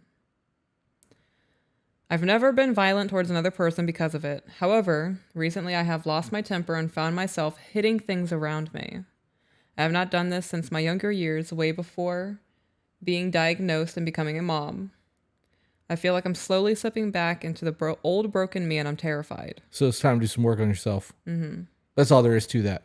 And you need to take accountability. The decisions that you're making to do that is a decision that you're making. It may be impulsive, but you are still making the decision to do it. Mm-hmm. That's all there is to that. I would never want to be viewed like that. Right. The guy that punches holes in the wall. I'm not that guy. No. So the only example that comes to my mind when it comes to your impulsiveness with your BPD is buying cars. Yeah. That's really only when I hear of impulsiveness and I think of you, I think of cars. Yeah. But even then, you verbalize those. A lot of the times you don't go through with buying the car. No, I don't. But that's one of your impulses of, I need an instant gratification. I want to go get a car. Well, and there's actually, do you want to talk about that? Do you want to at all, or do you want me to mean, that's up to you. It's your life. You can talk about it. Converse. I meant in terms of the podcast. Like, do you want me to just kind of listen to that and skip over it? Do you want me to actually divulge that? Because there's a lot more to the car thing than just the impulsiveness. Well, I was just bringing up the impulsiveness of it because it's an active choice. So if in the moment you want to do something impulsively, it's a choice. Right. You have the choice to do the thing or you don't. So in regards to impulsiveness, you have the option to buy a car whenever you want to. You have the credit for it. Right. Well, and the means as well. Right. You can do it anytime you want to. But in that moment of impulsiveness, you do take that step back and you're like, is this really a good thing for me to do right now? Right. So when I did debt consolidation, I financed somebody's telemarketing room a long time ago and was a private owner, a silent owner in their business. And they did debt consolidation. It was a hustle. They really didn't do debt consolidation. Telemarketing was very different in the 90s and early 2000s. Anyways, they would always tell people on the phone to freeze your credit card. Mm-hmm. Put it in a giant pitcher, like a tea pitcher. Put your credit card in there and freeze it. And if you want to buy something, you have to thaw that ice. Let it thaw completely. And when you get your debit card out, you can use your debit card or credit card. Mm-hmm. And that was a way that they would teach people to not be impulsive. So for me, I'm not doing that. Because in the event that I need my credit card and there's an emergency, I'm not trying to hammer ice to get my card out. Right. But that made me make a mental note, like if I'm feeling impulsive, to make it go 2 or 3 days before I actually pull the trigger on something. Mm. The downside of that is that 2 or 3 days is then spent on every dealer's website looking at the cars that they have in stock, which ones I may want, the horsepower, the interior, the looks, the whatever. Most of the time, that satisfies my need to buy the car because it gives me something to fixate on. Mm. I'm not thinking about my life. I'm not thinking about my problems. I'm not thinking about the podcast. I'm not thinking about the shops. I'm not thinking about management, employees who I need to hire or fire. I'm not thinking about the bank accounts. I'm thinking about what car I want. And it allows me to really let everything else go and hyper focus on something. And then in the event that I find the one that I really want, I get to buy it. Right. It doesn't always happen. Mm-hmm. I do go through cars a lot. I don't deny that. Right. But when I actually go buy the car, I get to spend a day with you at a car dealership or multiple car dealerships. I get to engage in a back and forth with the sales rep. There's now a mental combat that's happening because I understand the car game better than most because I buy so many vehicles. Sometimes I'll go in with a check from my bank. Mm-hmm. And then I get to play even a different game because they get money on the financing aspect of things, and they're willing to give you better deals if you're going to finance the car through their financing people because the dealership gets kickbacks. Mm-hmm. So I won't ever tell them. I could have a check for $100,000 in my pocket. I'm not saying shit until we've argued numbers. Yeah. And once we've argued numbers, I'll be like, cool, here you go. And they're like, oh, wait a minute. I'm like, oh, wait a minute, nothing. We agreed. Mm-hmm. And I also know things like when you go in and like they if you sign this, if you agree to this number and we can make this deal work to my manager, you signing that doesn't mean anything. It's not a contract. It's literally you just signing that. It's like a scare tactic. It makes you believe that you're signing a contract and agreeing to a number. You can get up and walk out of a dealership whenever the fuck you want. Right. That deal is not done until you go into finance and sign all those documents. Most people don't realize that. So like I get to play chess with the sales rep. And in cases where they don't know what they're doing, I ultimately get to a big win or I get to ruin someone's day. Either way, I'm getting something out of my life that's not the ordinary day in and day out. Now, when I get the new vehicle, I get a dopamine response. I get to drive around in new shit. And like the people that I care about get to see me driving new shit. And they oh man, I can't believe you got a new one. This is amazing, blah, blah, blah. There's always those people like, oh, you got another one? Yeah. But I don't know. There is more to it than just satisfying the obsessiveness or the impulsivity of it. Right.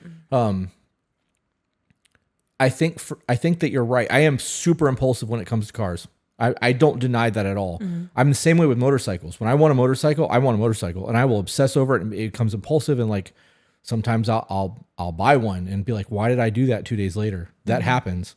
Buyer's remorse is a big deal for me a lot of the times, which is why I study's not the right word. Investigate's not the right word. What is it when I'm on YouTube looking for shit? Research. It's why I'm researching the way that I research, because I don't want to have buyer's remorse. And I want to know everything that I can know about it. How does the car perform? What kind of problems is it going to have? Same thing with bikes.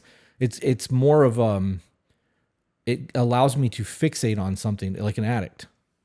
That's the only way I can explain that. Right. I've never correlated the whole like actual addict, because buying the car is not the addiction. Getting a new car is not the addiction. It's the process of it that I'm addicted to. That's crazy. It's kind of dumb now that I think about it. I kind of want to just pay my car off and not do this anymore. Wow. I don't like the idea of being a slave to something. Yeah. And when you're an addict to anything, you're a slave to it. If you're a smoker and you can't just go, I'm not going to smoke ever again and quit, you're a slave. You're a slave to nicotine or cigarettes. That's why I don't smoke. Right. That's why I quit drinking. When I was like, oh man, I want to drink. Oh, wait a minute. Do I want to drink or do I want a drink? Because there's a difference. Wanting to have a glass of bourbon just to enjoy the flavor of the bourbon or have a social interaction is very different than going, I need a drink because I've had a bad day. Yeah. So when that happens, I'm like, all right, I'm done. I'm not drinking anymore. And it's been 12 months. 11. It's been 11 months since I've had a drop of alcohol. And I've thought about bringing it back for like when we do the live streams, just to, you smoke and I can have a drink and we can relax.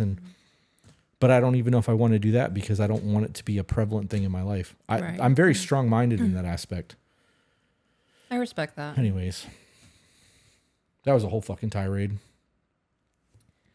I also am not going to try to quit cursing. Why? Because I realized that the only reason why I was trying to diminish my language was because of my mom. I don't want to offend my adopted mom. Right.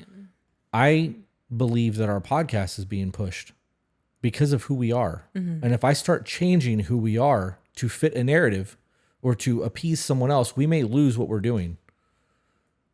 That's a good point. A word is a word. Yeah. You put the connotation and the meaning behind the word. If I say the F word, it can have 25 different variations of how it's meant. You take it the way you take it. I said it the way I said it. I don't think that words have nastiness to them unless they're intentionally being nasty. It's like people who say that's gay. Right. I don't think that that's a bad thing. I can see how people do. Yeah.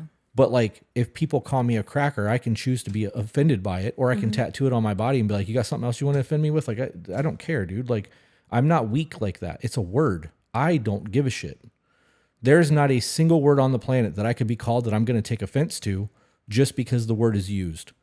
If you are coming at me with hostility, I'm going to respond to your hostility, not to the words that you choose to use. If you came to me with hostility, like, I hope you have a great fucking day, we're going to have some hostile problems because you're coming at me with hostility. It doesn't matter what you're saying. It's the way that you're saying it. You calling me buttercup with a nasty tone is like calling me fucker. Yeah. Yeah. Right. It's like when I call people cupcake. Yeah, cupcake. Cupcake on TikTok. I like it that you affectionately call me bitch. That makes me happy. That, to be clear, that's purely in like playful moments. I've never once used that word to you in a derogatory tone. No, you have never. That's why I said affectionately. Yeah. Yeah. I just needed to clarify that because I we're talking about words having the meanings that you apply to them. Yeah. That was a me thing. Yeah. I need to clarify that because I don't talk like that. No, you don't. Okay. It's like it's like calling me sweetheart. Yeah. Yeah. Or What princess. else? What else? Oh man. Can't wait to see how this plays out in the premiere. Yeah. I've been with my fiance for 11 years this June. I can hand on my heart say I landed myself a good one just like you guys. He is incredible. His love and devotion for me is like nothing I've ever experienced by anyone in my entire life. He makes it a point every single day to make me aware, even in episodes of BPD splitting. This man will make damn sure I know he loves me regardless, and I use my sane and positive times making sure he knows I return those feelings fiercely. Yet I still act out. I never or would ever cheat, but I know I hurt him in other ways and it's killing me. His love language is affection, a cuddle, a kiss, intimacy, and I love all those things too. Lately, though, I haven't, and I can see it's hurting him, so I'm trying, but it's forced and he feels that. What can I try to help this while I'm waiting for therapy? He needs to read Stop Walking on Eggshells so that he understands your borderline a little bit better. And when it comes down to you forcing his love language, there is going to be days where you can just be like, look, I'm going through it. Mm-hmm. I can't be the emotional support dog that you need right now. I'll be that tomorrow, but I can't be it today. And probably saying emotional support dog is going to offend somebody, but right. I view myself as that. When you are going through an emotional problem, I'm going to be extra if I can. Yeah. I'm gonna be there. And if, that's the way I refer to it in our life. So I'm gonna refer to it in your life too. And you can like it or dislike it. I don't really care. But right. if I know that my wife is struggling and she needs me to be overly affectionate, I'm gonna be in her lap being overly affectionate like a fucking emotional support dog. You scratch behind my ears and grab my butt. I'll even waggle it for you if you need me to. Because that's the whole point of that. I'm doing it for you, even though I may not want to. And in the event that I'm going through a borderline, there are days that I wake up and my day is fucked from the moment I open my eyes. I know. And I look over and I'm like, today's going to be a day. And the entire day could possibly be ruined. It doesn't always go that route. I think that I've only had maybe 3 consecutive days the entire time that we've been together that I've experienced that. But you've also experienced me on that episode for years before we became a couple. You've seen the way that looks. So you got to be able to mentally prepare for how bad that can be, and you are aware of it. But I also think that because you're aware of it, you go above and beyond to not feed that and to try to, I really do try my best just to like be the calm waters, like the standard of peace in the house. Yeah. Does that make sense? I want to be like your lightning rod. Yeah. Is that the correct terminology? I mean, it works if you're trying to take all the wrath away from me and handle all of that shit so that I don't have to. I don't know. I know what you go through on a day-to-day basis. I imagine it's like a constant tornado from the Wizard of Oz in your mind. Sometimes. And like on those days, I want you to be able, like when you're present, like you're out of your head and you're present in the real world, I want you to come to a very peaceful sanctuary, like... There are days I know where you're going through it. You're on your phone trying to distract yourself, trying to get yourself in a different headspace. Those are days where I don't push the affection. Like, I'm grateful for whatever you do. If you come in there and you just stand behind me and put your arms around me and that's it, like no conversing, no kissing, whatever, I appreciate that. Right. Because that's you pushing yourself on a very bad day to still make sure my needs are being met to the extent that you can do it. Does it bother you that you know that I'm going through it while I'm doing that? Because No. she said that she feels that he struggles with the fact that she's struggling to give him emotion. No. I appreciate it more. Because you know that I'm going through it. Right. So maybe she needs to talk to him and be like, hey, when I'm going through a BPD episode and I'm affectionate with you, do you feel like I'm forcing it and you don't enjoy it as much? Or do you appreciate it more because I'm going above and beyond knowing that my headspace is fucked up and I don't really want to do that, but I'm trying to show you that I still love you. Yeah. Because that's a conversation that needs to be had. Because you realize that he may feel the same way, and she may have never had the conversation with him. It should be definitely be a conversation. Yep. 50 Cent in one of his songs said that joy wouldn't feel so good if it wasn't for pain. And I know that there's a lot of phrases like that have been said over the years. Because my borderline gets as bad as it does, my good days are astronomical. Yeah. And when you go from having a really good day to having a borderline episode, your entire world gets flipped upside down like an hourglass within seconds. and you go from that elated cloud nine, everything is the dopest shit ever, I've never felt this good, to feeling as worse as you can possibly feel. And when you do that from a sleeping standpoint, when you go to bed on cloud nine and wake up in the dumps, it's very hard to understand what happened. And sometimes that's just the way you wake up. Yeah. Borderline is an ugly thing, and it is definitely different severities for different people. But I think that the more you understand borderline and the more you understand your triggers and your accountability, the easier it is to deal with those things. I still have times where I got to call Tim. It does still happen. Yeah. And for those of you who don't know, Tim is my best friend, who is the most laid back, easygoing person I've ever met in my life. I don't think the only time I've ever seen him get angry, he was like cry angry. So he doesn't get like I get. So when I call him and I'm like, this is what's happening, he gives me a very level-headed, you're being a dumbass, or you're really overreacting right now, or I could see why that would piss you off. And when he says that, it's game time. Yeah. Because now I know that I'm not being invalidated. Like, I know that my emotional response is the logic brain, not the emotional brain. But I mean, it's happened twice in the 10 years that I've known him. So I don't know. It's called podcast. Dope. Pod Space Cast? Yes. Okay. What was that? I took it off the charger. Okay. Oh my God, it is 1:00. Yep. We're an hour and 33 minutes in. Hi, I just wanted to start by saying how much I have come to enjoy your podcast. I saw you on TikTok and started to follow you both. I have enjoyed your podcast. It has given me a lot to think about. I have sent it to a couple of my friends. Love that. I love that. That is too. the best way for you guys to support what we're doing, other than going to Patreon or giving us a super thanks on YouTube. In order of thank yous. Patreon, because it's a reoccurring monthly $10 to $15 that really helps us grow. It does.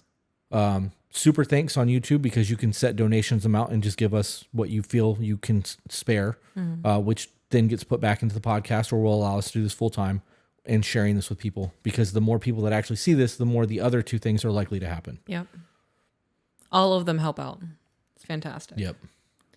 I have been married for almost 35 years. We have 2 grown kids and 3 grandkids. We have had many ups and downs, struggled with family issues, financial issues, and just growing pains as we both matured. There has been a couple of times divorce was considered. We made the effort to let the past be the past and work to save our marriage. We have become more traditional couple, as my husband has stepped up to help and become the father the kids deserve. How has that affected your marriage? Send us an email. Send us a new email. Don't reply to the one that you sent. Send us a new email and be like, for Chris response. And then that way I know to read it. Otherwise it's going to get an auto reply and our screener is going to screen it. Yep. I want to know how your life has changed since you have stepped into a traditional role. And I will read that on the podcast, good or bad. Yeah. I want to know how that's helped you, because there are a lot of people who want this life that are afraid to commit to it. So please fucking send that email. It's a really good idea. Good or bad. You know, going forward with anybody, because we've received a couple of saying we started implementing more traditional roles and it's helped, but they don't define what it was. Yeah, they never give the details on that. So I want those details. Going forward, if you are implementing more traditional things, or you already have a traditional relationship, let us know how it has impacted you, impacted your partner, impacted your relationship, positive or negative. Yep. I feel that we are in the roommate phase, which I didn't realize until I started listening to your podcast. 34 years? 35 years. I believe that. 2 multiple kids and grandbabies. I believe that. Yeah. I believe that. And I'm gonna, without reading anything else in that email, I'm going to tell you why. I'm willing to bet that over the course of your children's lives, you guys put your kids as a priority above everything else, and not each other. When you put your children above your partner, intimacy will die every single time. And for those of you who have that happen, that stay together for the kids, the moment the kids move out, divorce happens. We see it constantly. And that's a very common thing. And then empty nest syndrome could be a thing too. And if you have your partner to attach to when that becomes a thing, intimacy is regained. Go ahead. I'm sorry. That may not even be remotely relevant to that, but that's what I think is going to happen. You're good. That's pretty much it. Asking to teach a dog new tricks. There you go. That's it. Focus on each other. Focus on each other and implement the check-ins. Yep. Yeah, check-ins would be dope. Implement. So if you go to our page in YouTube and search the check-ins, the check-in video, the actual check-in video has the list of questions pinned to the top. Until our website is available, you can find the questions there. Go through the list of questions with your partner and actually have a conversation. The other thing is that your roommate phase is lack of intimacy, and it doesn't necessarily mean sexual intimacy. When your intimacy fades, sexual intimacy fades. You have to regain your intimacy in some way, shape, or form. Start going on dates again, make it a point to spend 2 to 3 hours once a week doing something that you both enjoy together, get a hobby together. If you've been married for 35 years and you've got grandbabies, I'm assuming you're probably pretty close to retirement. Yeah, you've got to be close to retirement unless you had unless you got married at under 18. But even still, you're almost there. You guys need to find something that you're going to want to do together for the rest of your lives. And, find ways to be intimate. Like, I don't even know. I don't know why this keeps coming to my head, but I'm going to say it because it might be relevant. I saw a TikTok video where an elderly woman, she had to have been close to 70. Mm-hmm. And so was her man, I'm guessing. She was cooking, and she's like, taste this and tell me if it tastes right. And he's like, it needs something. I'm not sure what it needs. And he's like, and then he kissed her. And he's like, that was it. He's like, that's what it needed. Yeah. That is intimacy. That's intimacy. That is, I still love you after all these years. And they were married 50 years. Yep. That is how your relationship maintains. If you and I are doing something and I'm within touching distance of you, I'm touching you. Mm. Even if it's just my hand on your lower back, me touching your butt, I am going to touch you. I'm not going to stand next to you and not put my hand on you in any way, shape, or form. I'm just not. Mm-hmm. Those touches matter. You're the only person who's allowed to touch me. Right. But if I didn't touch you and that went on for 2 or 3 weeks, our life would change. It would. Because you're going to get used to me not touching you. And then a year from now, when we're in the roommate phase, you'll be like, what the fuck? How did this happen? We went from being super intimate and sexual and playful and loving and touching, and now neither one of us touch each other. We sit on opposite couches. Mm-hmm. Like you have to be very aware of those small things, and you have to make sure that you stay on top of them. And when you do it consistently and make it habitual, it still happens. Mm-hmm. When you fall out of that, it's no different than going to the gym. When you go to the gym every day for 6 months and then stop going to the gym for a couple of weeks, it's real fucking hard to get back to that phase. But if you just can stick with it and use the discipline of not being motivated and like working through that, it'll continue. You need to regain your intimacy. Go movie nights, go to dinner, find time for the two of you to do shit that you enjoy together. Make the touches happen, make the compliments happen. Positive affirmations. Don't complain. Like, you guys really need to work on being very clear and concise about the things that you want and makes you happy, because you may have changed over the years. Like your wants and desires may change. And because of your age, get your hormones checked. Yes. So I'm going to throw in something just as an example of intimacy that people might not think about. What are you going to throw on? Throw on. I know you said you were going to throw on some things. That white dress that arrived yesterday. You can't do that for the podcast. No, not for the podcast. It's going to be for you later. Okay. Stop it. Damn it. Damn it, woman. Woo. Is it hot in here? I got him. He's turning on the fan. Usually I'm the one who gets hot. That dress has just the right amount of side cleavage. Yeah. Oh. Like you put that on yesterday. I'm like, you're not wearing that without a bra. That nobody gets. That's mine. Damn it, woman. I am sweaty. Good. So, outside of that intimate moment, the example that I was going to give is I shave your head for you. Yes, you do. And I love that. Yeah. I fucking love that. And it's not in the bathroom shaving my head. I bought, it's a handheld. I think it has a Pitbull on it. I actually think the brand is Pitbull, but I can't think of the name of it. But it's literally a battery powered 3-circle shaver that people use for their face. But because I'm balding up here, we do my head. Yeah. But we will put on a TV show that we enjoy watching, and I will sit on the floor behind you, and you will shave my head while we're watching TV. Yeah, that's what I meant. Mm-hmm. You'll be behind me. Yeah. And you'll shave my head while we're watching TV, and we'll have conversations, and we'll talk, and like that is a very intimate moment for us because I can do that on my own. I don't need you to shave my head. The fact that you want to do that to make me look presentable makes me feel good. Mm-hmm. And that's what intimacy is about. You're supposed to enjoy doing the things that are happening or enjoy doing them. Yeah. And I don't just shave your head. I rub my hand on your neck and I play with your ears and stuff. Yep. And yep. It is definitely an intimate moment. Yeah. I want to do a photo of us in that bathroom, which would take a lot of lighting to get it the way that I want it to look in my head. And I need to get a straight razor, but I want to get a picture of you straight razoring my neck while you're sitting on the counter. I would love that. Yeah. But we would have to do, in my head, I know exactly how I want it to look. And it would be easier if I had a photographer to take the picture, but I'm going to have to do the timer thing, and it's going to be a fucking process for a single photo. It's going to look dope as hell, though. Yeah, it will. Anyways. I enjoy you. I enjoy us taking pictures. Me too. Because we're not going to look like this forever. And when we're, old, I mean, I'm already almost there, but when we're old and look back on this and like, the best shape of our life, the youngest we ever were together, it's going to be, it's important. Yep. And those aren't pictures. I mean, some of the pictures that we take together, we do post, but we don't do a lot of that shit. And like, I won't post pictures on the internet of just myself anymore. Yeah. Unless it's like a photo challenge, or I don't selfie. I reuse older photos that have already been on the internet. I rarely ever take a picture of myself unless you're in it, or it's to send it to you. I do take pictures of me to send to you. Like if I want like a positive affirmation, like, hey, you look good today, I'm sending the picture to you because I want you to compliment it and see that. Yeah. But I don't post that shit on the internet. It's not for people. The pictures that we took, the spicy photos that are not like, they're not sexual. They're just implied sexual.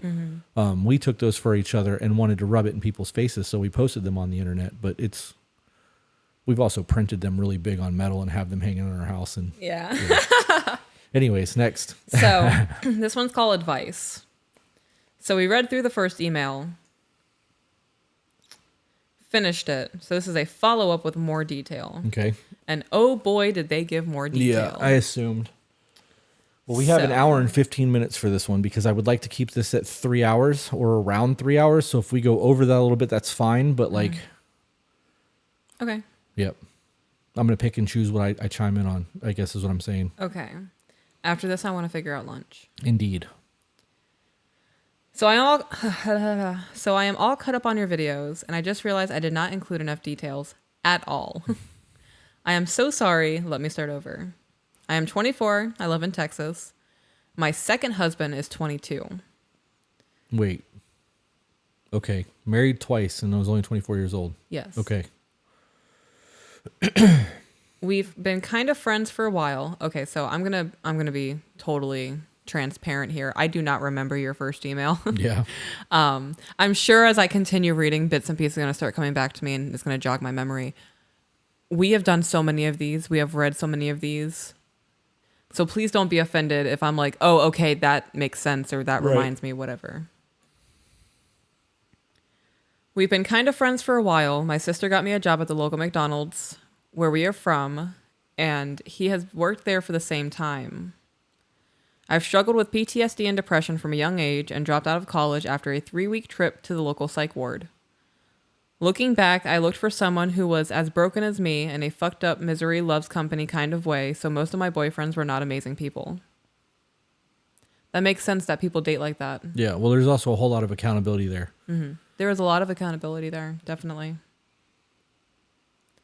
Bouncing back to 2017, I was dating my now ex-husband, and my parents had kicked me out of the house, so I was homeless, living out of my car with my PTSD dog. At 18 years old?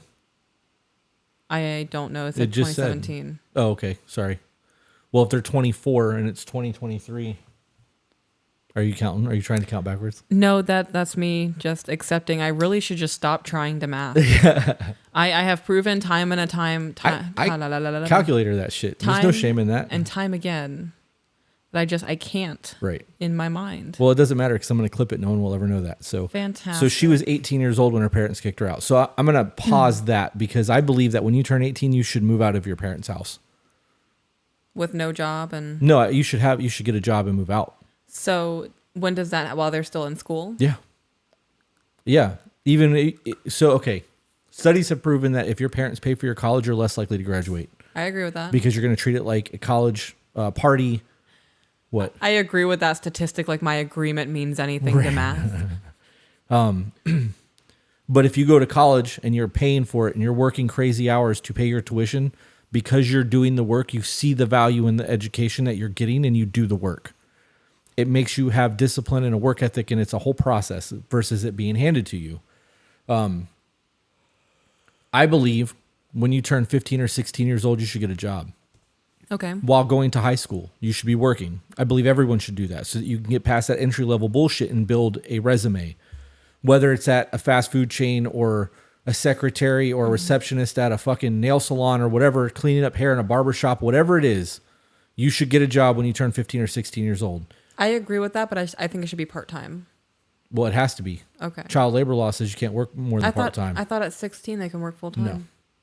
Not in Florida. Okay, good. And during the summertime when you're not at school, you should be working as much as you can. And even if that means 2 part-time jobs or a part-time job and an under-table job or a fully under-the-table job doing construction or landscaping or welding or whatever it is that you can learn on the job training so that when you turn 18 years old, you have work experience under your belt and you can start your life. Because you should not be starting your life at 30 years old living in your mom's basement. So I'm going to pause you on that. What would you say to all the people in the comments? Yeah, well, I'm young. I want to experience being young before I have to get into adult life. Okay, so what you're telling me is you want to start your life later so that you don't get to enjoy your retirement because you don't want to get into the workforce until you're in your 30s. You're not going to have a savings. You're not going to have a Roth IRA. You're not going to have mutual funds. You will not have a retirement plan, so you get to work for the rest of your life. So enjoy that time. Because I'm 40 years old and I get to do whatever the fuck I want because I've worked since I was 13. So you live your life, be pathetic, don't get the things that you want ever because you're not going to do it because you don't have drive to do it. You suffer while you're young and live that work life while you can do it, while you have the energy and the drive and you can function without sleep. You work now so that when you turn 35, 40 years old, you can start bringing in $1 million a year and do the things that you want to do and live the good life. You want to go to Iceland for a couple weeks? Go to Iceland. You want to take a 2-week vacation and travel Europe? You can do that because you've worked since you were 18 years old. And I guarantee you enjoying that time as an older person is going to be much more valuable than doing it while you're young and being fucked up the entire time. Right. I don't believe that mindset. I would rather grind now and put my body through everything my body has to go through so that my later years are enjoyable. Oh, I want a new car? Cool. What do I want? Do I want to go buy a Mercedes today? I mean, do I want to buy a Porsche? I mean, realistically, if I didn't have the issue that I have with supercars, I could go buy a Ferrari right now. Yeah. I'm at that point in my life. I'm 42. I have worked since I was 13. Right. You were somebody who would drink and party and do all that kind of stuff in your 20s, right? Yeah, while working. Right, but you were working. If you weren't partying and drinking and doing drugs, do you think that you would have been where you are now sooner? Yeah, absolutely. 100%. Yeah. If I had the work capacity that I had in my, like when I quit drinking and shit and did that when I was younger, when I had the stronger back and like the gumption to stay up for 20 hours at a time and function on 2 to 4 hours of sleep constantly, I could have done a lot more. Yeah. The only thing I didn't have was somebody to guide me to do the things that I needed to do. It took a lot of failing to get to where I am. And I don't care if people agree or disagree with any of this. This is my belief system. You can disagree all you want. I'm still going to feel the way I feel about it. Right. If I had, and I have a mentor now. I didn't have a mentor ever in my life until I was 38 or 39 years old. And that mentor is somebody that I can call and go, hey, I'm about to make a $500,000 business decision. I need you to just listen to me and tell me if I'm being stupid. And he'll tell me because he's made business decisions that are way bigger than that. And he is that guy to me. He turned me on to my lawyers, turned me on to my money guy. Like, to me, he's there. He has everything in his life that I want. Right. And he has the life experience for all of it. If I had him in my 20s and I knew his life the way that I know his life and he's like, you're fucking up, I would have stopped everything. In the event that in my 20s, I had somebody like him that believed in me and I was able to prove myself, he may have invested in me. And had he invested in me in my 20s, I would have skipped a decade of suffering. And I would have ended up in my 20s where I was in my mid 30s because I was able to show. And you know what? He's actually told me as much. He's like, dude, I have this knowledge and I'm willing to give it away to anyone that deserves this knowledge. He's like, you know how many people that come to me for advice? And I'm like, yeah, I'm sorry, I can't help you. He's like, and I will send you emails of things that I'm thinking about that could benefit your business. And he has. Yeah. Because he sees my work ethic. People don't have that. That lazy mindset of I want to enjoy myself and party and do this. You got to get there first. They also have to be willing to accept his. Yeah. Like, I'm sure the first time he sent you an email, I was like, hey, I'm just thinking about this, but it might impact you in some way. And you were like, okay, but this doesn't apply to me. Why are you doing this? He would never send you another email. Right. No, that's true. That's true. And we've had those back and forths because he doesn't understand my business the way he understands other businesses, and we've had to have those conversations as well. Right. But I'm gonna say this, and then I'm done with this conversation or this point. If you are in your 20s and you're making minimum wage and you're living with your parents, mid 20s even, because you want to enjoy that life while you're young, Right. what can you afford to do? Go to the clubs? Go to a bar every once in a while? Right. Can you afford to jump in a plane with no notice, go to Vegas for a week and live it up, go to shows, gamble, go to the desert, and come back and not be financially broke? Like truly broke because you spent your entire years of savings in Vegas in 5 days? Can you do that right now? I'm guaranteeing you can't. That's not going to the bar that's not living your life. No, it's not. That's not exciting. There's nothing exciting about that. Say It's the drinking. say you don't live in a big city. Say you live in a small shithole town. The bar that you're going to go to is the same bar that everyone else goes to. You guys are drinking all the same shit. You don't have any idea of what good whiskey or bourbon is. You're young. You're drinking to get fucking wasted at that point. You are literally going home shit-faced. That's not exciting. No. It's depressing. Yeah. Like, no wonder you're not furthering yourself in your life because you're just constantly taking a depressant to numb your feelings about your life. Right, which is making you more depressed because alcohol is a depressant. And when you drink it like that, it does make you depressed. And if you take NSAIDs the next day because you're hungover and you need to get rid of your headache, you are then perpetuating that because when you take NSAIDs, you are 42% more likely to become depressed. There's studies on that. You can Google it if you want. Now, my original argument, is that really living it up? Because I can tell you right now, you and I can fly first class anywhere in the United States right now. I could buy us plane tickets right now for a week to go do whatever we want to do. And I could come back and still have money in the safe and still have money in the banks and not max out my credit cards because I grinded. Right.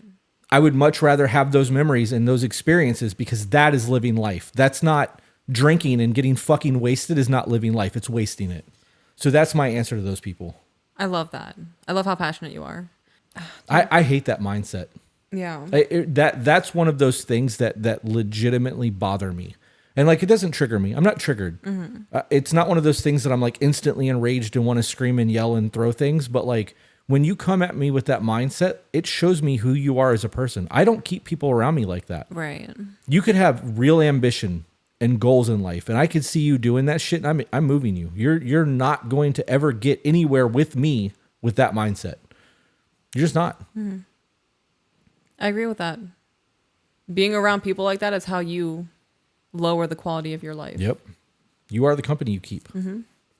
Being friends and it being cold, he had let me stay at his mom's house when his mom was at work. I've been there. That sucks. My ex-husband got out of the Navy, other than honorable discharge, and convinced me to move down to Kansas with him. Me and my current husband lost touch.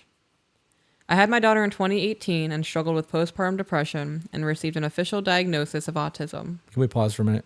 I want to be clear that I'm not shitting on the person that wrote the email.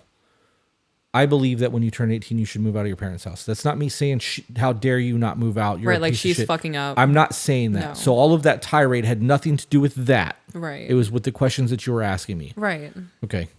I just don't want her to hear this and be like, I can't believe he just shit on me because I was 18 living at my mom's. That's not what I'm doing. No. Okay. The reason I asked you those questions is because I'm somebody who didn't party. Right. You know, there was a 3-month period when I was 18, like just graduated high school. I was doing that during the summer, but I was also working a full-time job and I was paying rent and stuff to my mom. And then I started working at the shop, and I would say like maybe 4 or 5 times I went out with the people at the shop in a 6-month period. And that was it. So I didn't do the whole clubbing and drinking and trying all of these drugs and getting wasted and coming home at 4 o'clock in the morning. I never did that. See, I did do that though. And I did a lot of drugs, but I also used to sell dope. So like I had a hustler's mindset even as a teenager. I sold drugs. Right. But my point is, you know, if you didn't do all that drinking, partying and whatnot, you would have been where you are now sooner. Right. I didn't do any of that stuff. I was in my dream career by the time I was like 24. Right. Yeah. Yeah, and you graduated high school with a 4.0 GPA. Yeah. I didn't even make it past. I have a 7th grade education because that was my last year in a real school. Yeah. I went to a disciplinary school for 8th grade, and when I got to 9th grade, I didn't make it like I was like a week in 9th grade. So like I had 7th grade was where the end of my education was. Had I went to high school and actually got an education, I may not have went the path that I went. Right. So I'm not even mad that my life did the way that it did because I'm in a really good spot now. Right. But if I could have hit it 10 years ago, where I'm going to be when I'm 52 compared to where I'm 42 is very different. It's very different. In the event that this takes off, I mean, right. this could be life-changing for us, which says a lot because we live super comfortable. So I'm not shitting on her. Right. I understand that there are circumstances that keep people at home past 18 years old, and that's fine. But for the normal person that is just living their lives with no severe trauma, who are taking advantage. She had an emotional support animal. She obviously had some shit going on. Right.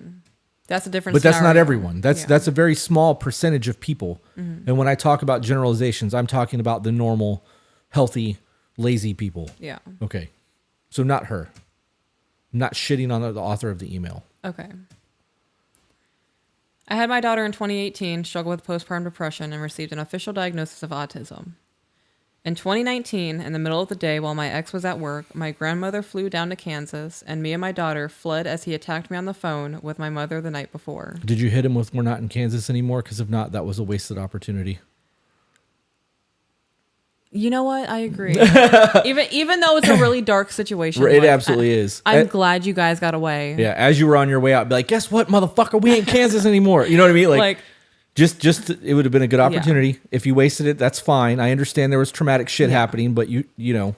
As somebody with trauma, like certified, written by doctors, I will always crack a jokey joke at the most inopportune time. Same. There was the last Boy Scout. They were ending the movie and like they were walking and talking. He's like, you can't just gotta hit a guy with a surfboard. You have to say, "What's up, bro?" before you do it, or "Surf's up, dude," or some shit like that. So ever since I heard that as a kid, anytime I can make an inopportune moment, I'm going to.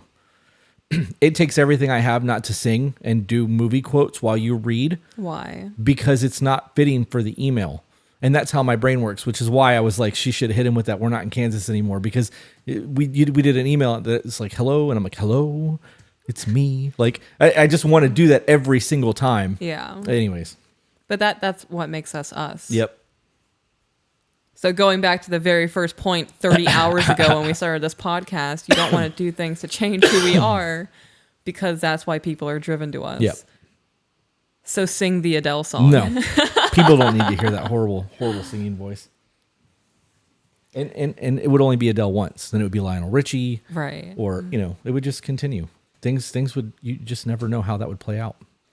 I could make you laugh and you could be like, "Stop." And I'd be like, "Collaborate and listen." Or every single time it would be a different stop thing. Like it would get like that every single time. If I allowed myself to do that, I would side rail this entire shit. It would be 3 hours of stupidity. But I would have so much fun. Right. But we would lose followers because people don't follow us to watch me sing and be dumb. They watch for your face and our controversial email reading. This face. This is the face they want. This lady that we're reading her email right now has got to be like, why did I send that email? They don't even take this serious. This is a fucking joke to them. It's not. This is just who we are as people. Right. I was just getting ready to ask, how would you singing a line derail us so hard and here we are 10 minutes later because you said if I do this. Yeah, this is how. We just have to accept it happens. If you do it, I'll do a thing back and we just continue reading. We won't have a whole discussion. It doesn't work that way. Well, one of us has to be like, email. We need to try. While living with my parents, While living with my parents, my ex-husband expected me to continue what I was doing in Kansas and continue to support him. Oh, hell no. You mean support him financially? She didn't say.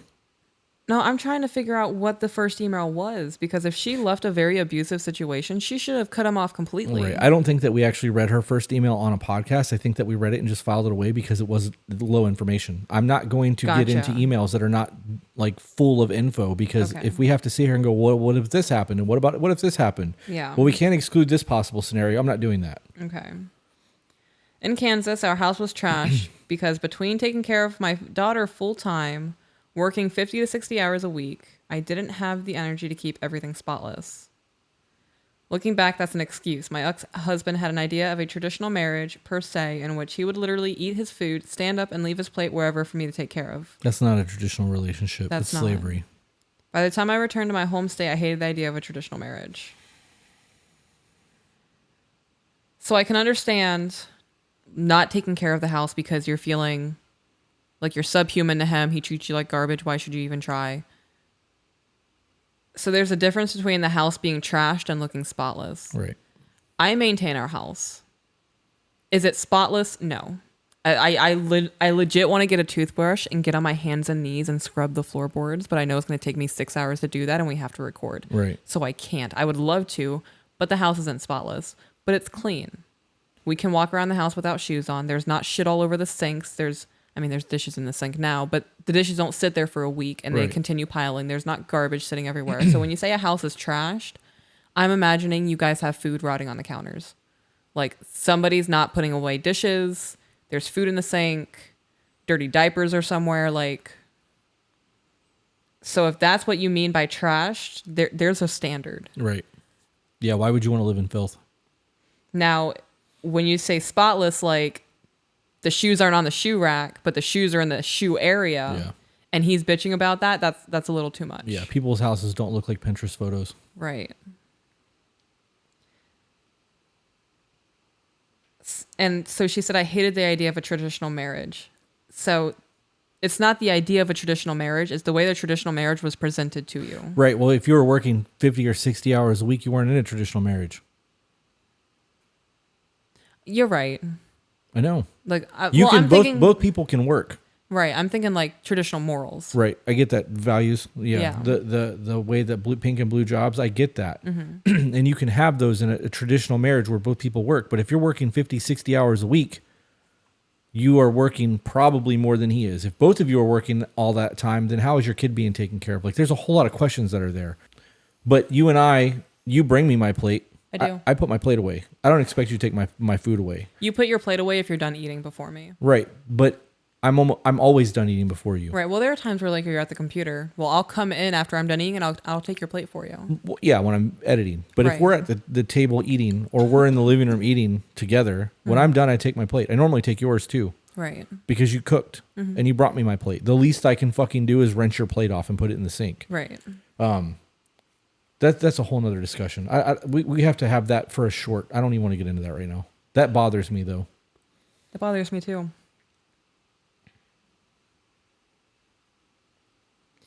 I was back at working at McDonald's in 2019 when I reconnected with him again. Present husband. He asked to hang out multiple times, but I didn't have the extra time, and so he settled to visiting me at my job. He was working 3 jobs at the time. That's a man. Mm-hmm. And so he's working 3 jobs. Instead of going home and sleeping, he's coming and visiting you at work. That makes me emotional. Yeah. Curious what those 3 jobs were. Anyways, also not relevant. I left in June of 2019, and by October, I had enough of my ex-husband. I paid to break the lease of the apartment we were in and told him I wasn't going to pay his bills anymore. I also had to fully support me and my daughter. So she was supporting him financially? She was. Yes. Well, I'm glad you stopped. Me too. I see, because she left in 2018, and in 2019, she was like, I'm done. I understand it took some time. Don't feel stupid that it took you so long to realize that paying for his stuff was not the right thing to do. Right. Well, her name was still on the lease, so it took her a year to be able to break the lease. Right. But in scenarios like that, people would be like, I'm so stupid for doing this. This man's abusing me and I'm paying for him to live somewhere. You know, you did it. You've recognized that was not the thing to do. It is so hard for me to mentally check myself to not read names. Right. Are you okay? Mm-hmm. I'm annoyed by that. No, I'm not okay. I'm fucking bothered by the whole traditional values thing or the traditional relationship where she was paying for his bills and he would get up and leave his fucking plate on the table and expect her to pick it up. Right. That's not traditional values. No, that's a shitty man ruining what traditional marriage really is for women. That's a child treating you like his mother. That is not a traditional relationship. I go above and beyond for you. We have our jobs. We have the things that we do for each other, but if I see that something needs to be done in the house, I'm fucking doing it. Mm-hmm. Whether it's my job or not. I don't have to. I could be like, no, dishes are her job. I'm not doing that. But in the event that the dishes need to be done and you're busy doing something else, I'm just gonna fucking do it. Right. It's not going to ruin my life to have to do that. To live, God, I'm so fucking aggravated by this. Because we see this constantly in the emails and in the messages that we get on TikTok. You guys pick shitty fucking people and then blame the scenario. Traditional values should happen from somebody that you love and trust, and they love and trust you. Mm-hmm. You don't date a man who treats you like a fucking mother and then expect to get traditional values from him. You found a shitty motherfucker and decided to marry him. If I ever treated you like that, if I ever just got up and walked away from the table while you and the kids were eating and left my fucking plate there, leave me. File for a divorce and fucking leave me, because I don't respect you at that point. Right. You deserve better than that. That fucking bothers me, because of all the shit that we see constantly in these emails. This is why people think that traditional value relationships are slavery and don't work. Yeah.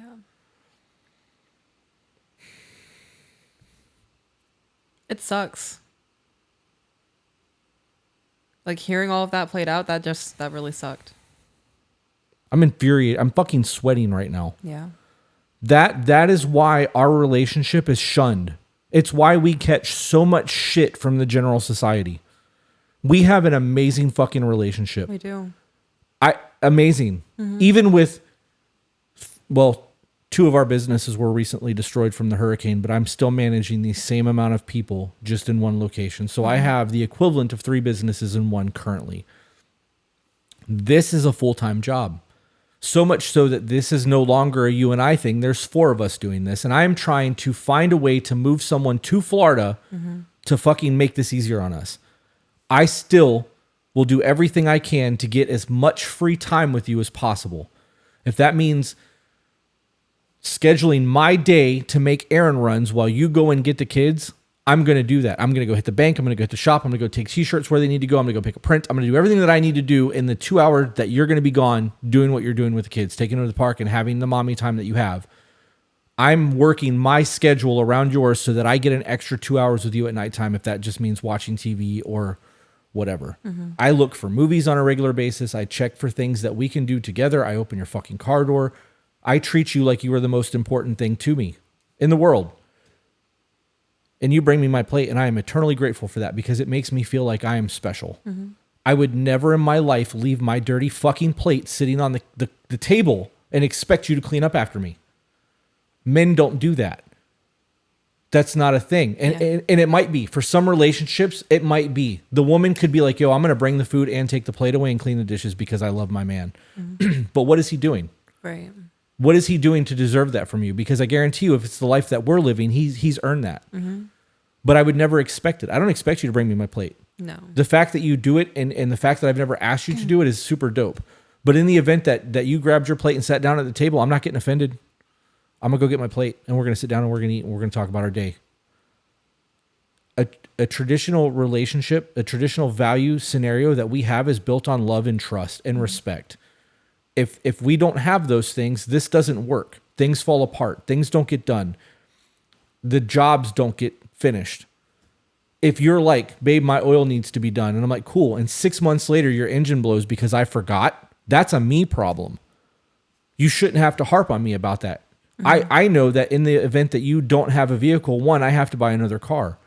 2, you could have a breakdown that I now have to deal with.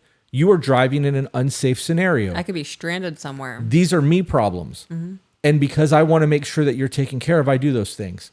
You want to make sure that I'm taken care of, so you take care of my laundry and my food to make sure that I have clean underwear and that my belly's fed so that I can do all the things that I need to do. Mm-hmm. This is love and trust. It has nothing to do with disrespect or slavery or not catering to somebody.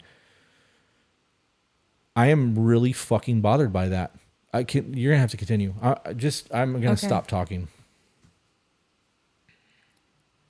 He asked me out on a date in December. It was sweet. Maybe I shouldn't have moved so fast, but I did. He was very respectful, and we didn't even kiss that night. Good. I went with my daughter to my best friend's house on New Year's. We were in New York, and he drove 3.5 hours to spend New Year's with me and my daughter. My daughter and him hit it off, so if there's awkward pauses, it's because I'm processing not mentioning names. My daughter and him hit it off. She was always a daddy's girl, and my ex-husband didn't want to spend time with her. And new husband loves spending time with her. And he loves spending time with her, showing her with attention, showering her with attention. Yep. He'd offer to go grocery shopping with me, and he would come over to play with her. By March, she was calling him daddy completely on her own without anyone mentioning it to her. My ex-husband had no contact part of the time because of a restraining order that the court had put in for until he was found guilty or not guilty, and partially because he didn't want to contact us. I would say it's fully because he didn't want to contact you. Right. If it's part of the time of not wanting to contact you, if the restraining order was there or not, he probably would not contact you anyway. Not to be shitty, I want people to recognize you pay attention to people's actions. Right. I don't really remember the timeline for his court as I had no real part in it, but at some point he pled down from a felony attempted murder to a misdemeanor battery and child endangerment. Wow. That's the court system for you.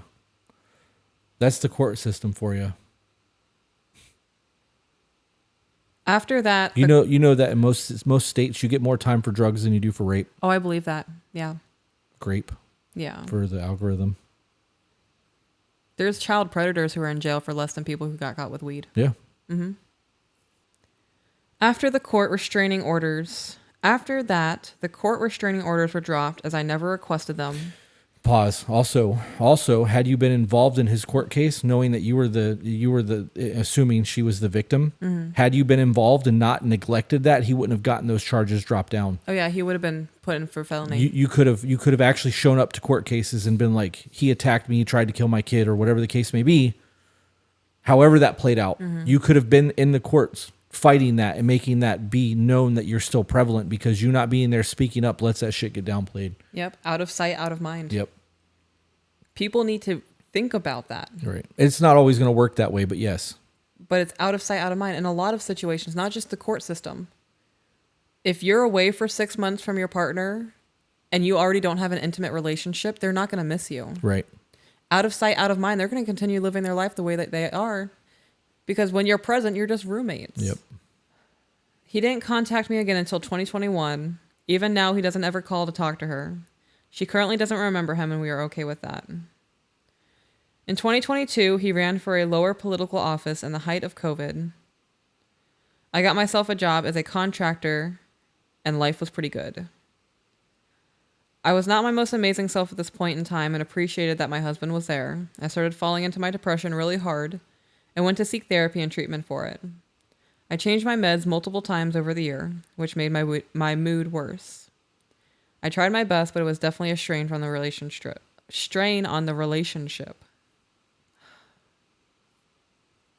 I'm really finding a lot of syllables are hard for me. Not syllables, but sounds. Strain on the relationship. As his campaign got bigger, I was actually starting to feel better. I found a medicine that worked for me. We had talked about moving in together, but he would always push it off. So finally, I stopped waiting for him and got an apartment on my own. Good. Yep. Do not make decisions in your life, big decisions like this, based on somebody who can't make up their mind. Then he would try to visit every night. His campaign manager started really calling at all hours of the night, and she was inviting him out to family functions her husband couldn't go to. That makes me uncomfortable. That's a big no. Yeah. I voiced my opinion on this as I felt uncomfortable, but he kept saying that she was 20 years older than him and that would be disgusting. So get to the point where he cheated on her with the campaign manager? Right. Around October 2020, I started catching him in little lies. When I would bring them up, he would deflect and find a pretty good excuse, and it started my distrust. He kept going back and forth about wanting to buy a house with me, to the point where he asked me to Tory certain on his district, but then pulled out. I'm sorry, this is your husband now? This is the current husband. That's what it sounds like. He lost his election at the end of 2020. I found out I suffered a miscarriage while having my IUD as birth control. I got it removed as it was broken and switched to the patch. Had an allergic reaction, a slight one where it was itchy all the time and had a slight rash for weeks, but my doctor assured me it was working. April 2021, I found out I was pregnant and he was happy. I was not as much. I really didn't want to have a baby in the pandemic as the rules in where they lived, in her opinion, were extreme. He started talking to me. The rules in every state in the United States were extreme besides Florida. Yeah. Yeah, in South Dakota. Mm-hmm. I'm so glad I lived in Florida during the pandemic. Me too. Plandemic. He started talking to me about leaving the area and then moving down to Texas where his dad lived. So I'm willing to bet that they were fleeing a blue state for a red one looking for some freedom because Texas had some freedom. Yeah. Yeah, imagine that. I loved my time in Kansas, so I was cool with moving to Texas. He put in a request in the military. He's in National Guard, so I guess it works a bit differently. He was approved and we were set to go. We had started really bickering then. I found his ex-girlfriend's phone was connected to his brand new car at one point, and again I got deflection and excuses.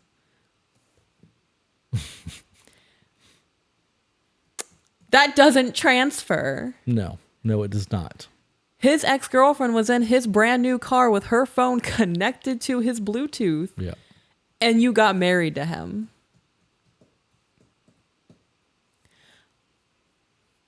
That's a massive red flag to me. Massive red flag. And I know I'm being over the top and dramatic about it. And like, this is why I say these emails are Jerry Springer shit. it really is. Like, how do you let that slide? Right. You know, when people send us emails, I'm expecting to get like, hey, we're having a communication problem because of this subject. I need to know how to talk to him. This is where I'm coming from. This is where he's coming from. We need communication issues. No, this is straight Jerry Springer. You're Not, right. I was with a man who almost killed me and my kid, and now I'm finding out his ex-girlfriend's phone is connected to his Bluetooth.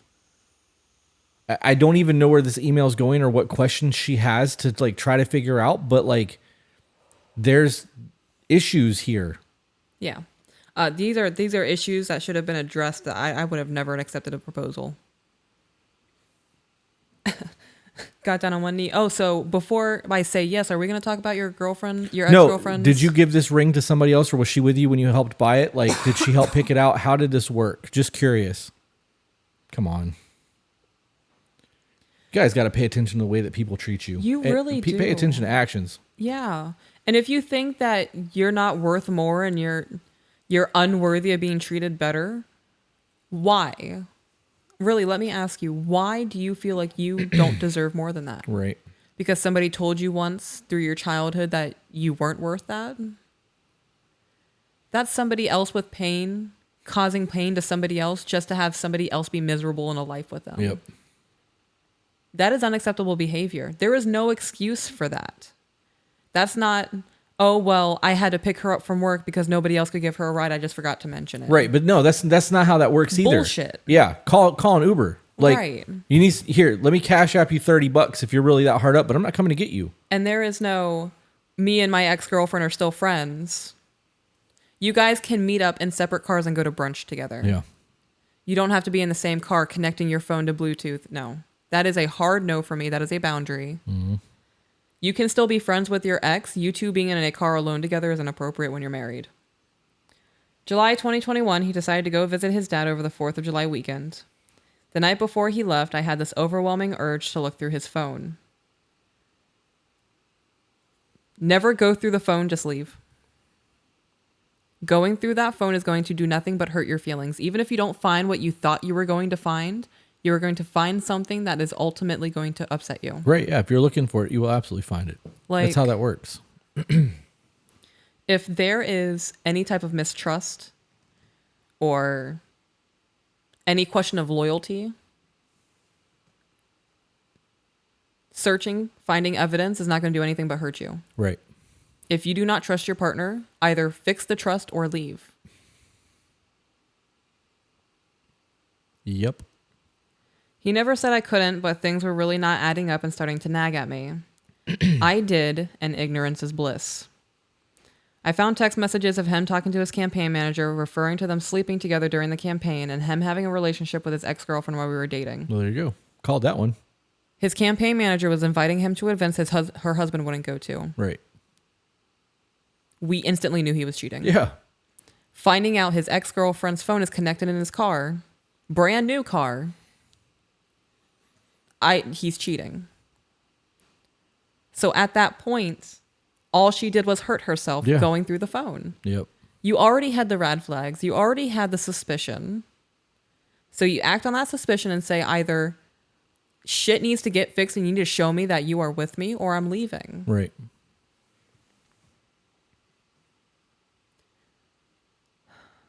Heartbroken, I attempted to kick him out. I woke him up and asked him to leave. He cried and we talked about his feelings and agreed to try to make it work. Okay, so if these text messages from a week before you had this conversation with him, he's not sorry. He's sorry you found out and you're hurt by it. Right. If these messages were from the campaign a year and a half ago, then maybe it can be worked on. But if there is fresh evidence that this man just cheated on you a week before you had this conversation with him, I would not have moved out of state with somebody. Yeah. No, there could have been guilt on his part. There could have been remorse, but a lot of that is, I'm sure that it would have continued had he not got caught. Right. He went down to Texas, and from the jump, I felt like his father didn't like me. We established a time that I wasn't going to be working so we could tour houses together, and I would be able to have an input, and his father changed plans to a point where I really couldn't. He tried showing current husband houses and apartments that were not suited to a family, and later that night we argued. I tried to express how I was not feeling like a part of this loving process, of this moving process. And honestly, I couldn't trust him to have my best interest at heart, and he blocked me over the phone that night. The stress of it all caused some complications in the pregnancy, and I called my mom to come and stay with my daughter as I went to the hospital for bleeding. He never responded. The baby is totally okay. He did give us 2 scares in this pregnancy.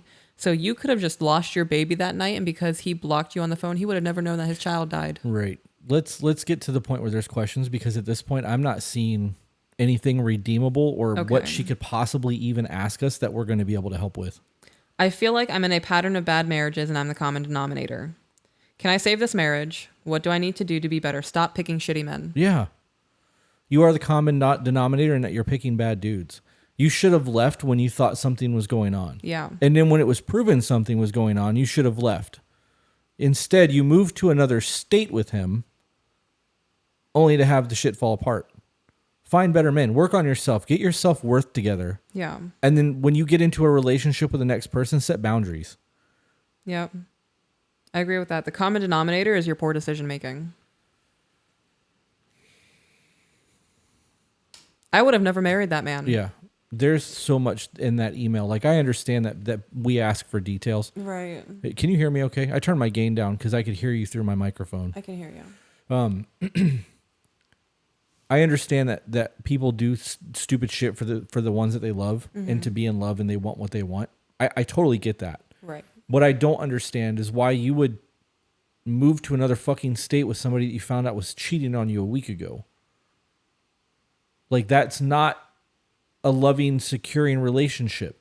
She even said she doesn't feel like he has her best interest in the forefront. Right. I could not be with you if I did not feel like my everything was safe with you because you made my safety a priority. Me having a roof over my head equates to my safety. If I felt like you were not trying to find a house for us, I would be losing my damn mind. Right. I would fall apart. Everything about us would fall apart. There is no foundation if there is no trust of safety. And she still moved to Texas with him. Stop getting married. You're 24 years old. You two marriages at 24. You don't need to marry every man you meet. No, you don't. Spend time dating people. Spend a lot of time getting to know them and learning their ins and outs and setting your boundaries and finding the acceptable behavior patterns and what you are willing to accept from a partner and what you're not. So I was getting ready to ask, do you even know what you want in a relationship? And then I thought, well, traditional. But I'm like, she's even saying, how can I achieve the traditional marriage that he wants? Do you even want a traditional marriage? Do you know what you want from a relationship? The idea that we need to be with somebody when you have trauma, like that need to be with somebody is a thing for people. It is. And if that's a thing for you, then that's something you might want to explore a little bit. That was me for a while. But you don't need to be with somebody. You can dedicate your life to being you and like learn what. This is too low. Am I being too loud? No, I just could see that you were coming through way on my microphone, and I don't want to talk loud to match the audio. Okay. But 25 was too low and 30 is too high, so I'm at 28 now to see how that works. But I feel like I sound better. Okay. Do you want me to lower my voice? Am I being too loud? No, I just saw I'm coming through yours too. So Okay. I think it's just the way that we're sitting because your microphone the back of it has to be to me to block a lot of that. Otherwise, I'll come through on the sides. Anyways, you need to take the time to explore who you are and what you want. You need to get a journal and start writing down all the things that you will not accept from a man. This should go for all of you. Right. I'm going to go as far to say not even just from a man. If she has a hard time making boundaries in a relationship, I bet all of her relationships, she's just a people pleaser. Probably. So you need to sit down and write down what you won't take from anybody, period. What boundaries you're not going to let cross. How someone's not going to speak to you. This man cheated on you and you're like, okay. Yeah. It sounds to me that there was a horrible fucking childhood, a horrible first marriage, and now a horrible second marriage because you just don't know who you are and what's okay. And because you haven't lived a life on your own because you went from living at your parents to living with a dude and getting married and living with another dude, like you haven't spent a lot of time on your own figuring out who you are and what matters to you in life. Right. Get the journal, write down the boundaries, set the expectations, and then when you start dating, give it 6 months before you sleep with somebody. Right. Give it a year before you move in with somebody. Take the time to actually date, learn people, learn what makes them work, learn what works for you. Date them in public. Pay attention to the way that they treat other people. These are things that matter.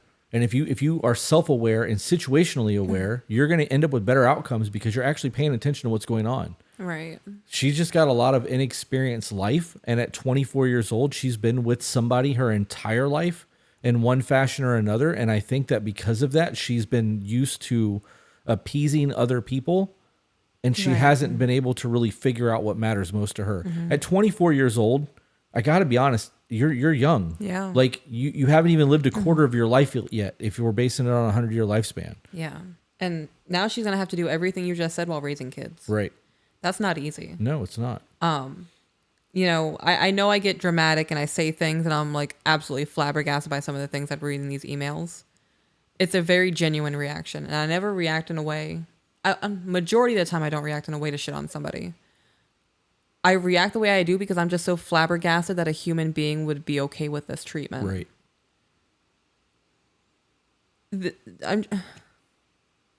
And this girl, you're right, she probably has no self-esteem. Doesn't think she deserves more than this.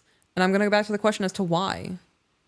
Because growing up as a child, a grown adult who had problems of their own projected onto a child, that's not who you are, though. Right. That's who that person was. This person, like you said, needs to figure out who they are. And now because you have kids, it's going to be hard. Yeah. You're going to go through a lot of really ugly shit. You're going to cry a lot at night when your kids go to bed, and you might be single doing it. And it's okay to be single doing it. Yeah. That year where I was single, raising my kids, was one of the best years of my life. Right. I figured out who I was, what I wanted, what I would accept in a relationship, what I would not tolerate, what I would expect from the person I'm in a relationship with. Like, yeah, you learn a lot about yourself when you're alone. I figured out the hobbies I enjoy doing, the things that truly make me happy in life. Yep. Because you don't have anybody else influencing your decisions or telling you it's stupid. And for somebody who had child trauma,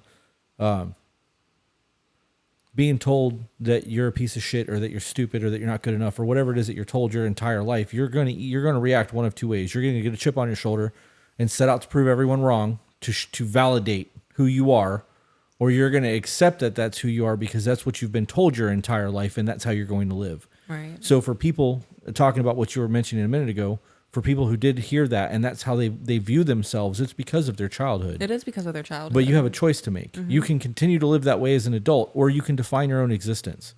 And you can start making changes to better yourself. Because no one's going to do it for you. People can't fix your life. You have to fix your life. And being with somebody is not going to make you feel better either. No. Buying a new house isn't going to make you feel better. Having a baby is not going to make you feel better. Getting a new dog is not going to make you feel better. A change in a circumstance is not going to change your mindset. Right. And even in the event that you do find somebody, if you haven't done the work and worked through all this bullshit, you're not going to find a good man and have a healthy relationship. You're going to continue the same cycle of pattern. You're going to continue the same pattern of behavior. In the event that you do the work and you start working on yourself and you find a good man and you've gotten rid of this baggage and you start dating someone else, you can look at them as a new, fresh, not the past guys, not my childhood. This is a clean slate. I get to dictate the way this is going to go based off of now experiences, not off of past experiences, because things that have happened to you in the past and the way that people have treated you in your previous relationships are all learning lessons. Yeah. When you get into a new relationship with someone, all that baggage should be left behind. You don't need to bring that into your relationship, because if you are muddy in a clean house. There's no reason for that. I don't know. You know, when it comes to setting boundaries, if you're worried that your boundaries are going to be too much for a man, when you're with the right man, no boundary is going to be too much. They're going to respect your boundary. Right. I don't want you to cheat on me. You respect that boundary. That's not an astronomical, unfeasible boundary to have in a relationship. If you're with a man and you say, I don't want you talking to that chick because you guys are flirting and we're together, and he goes, well, she's just a friend, that's not the dude for you. Right. You know, the cheating conversation, because I have cheated in past relationships. I have been a cheater. I'm not ashamed of it. It's just the way that things played out. I'm a different person now than I was then. Whatever. You and I have a relationship that in the event that, because I know why I cheated. And in the event that I needed those things in our relationship because it was lacking, I would just tell you. Because I know that I mean enough to you that you are going to try to satiate whatever it is that I'm missing. My actions show that I'm willing to. Right. So if I need attention, or if I'm not getting enough sexual play, or if I had some weird kink, whatever, I wouldn't even be ashamed to tell you about it, because you'd be like, okay, it is what it is. Try anything one time. Right. Those things matter.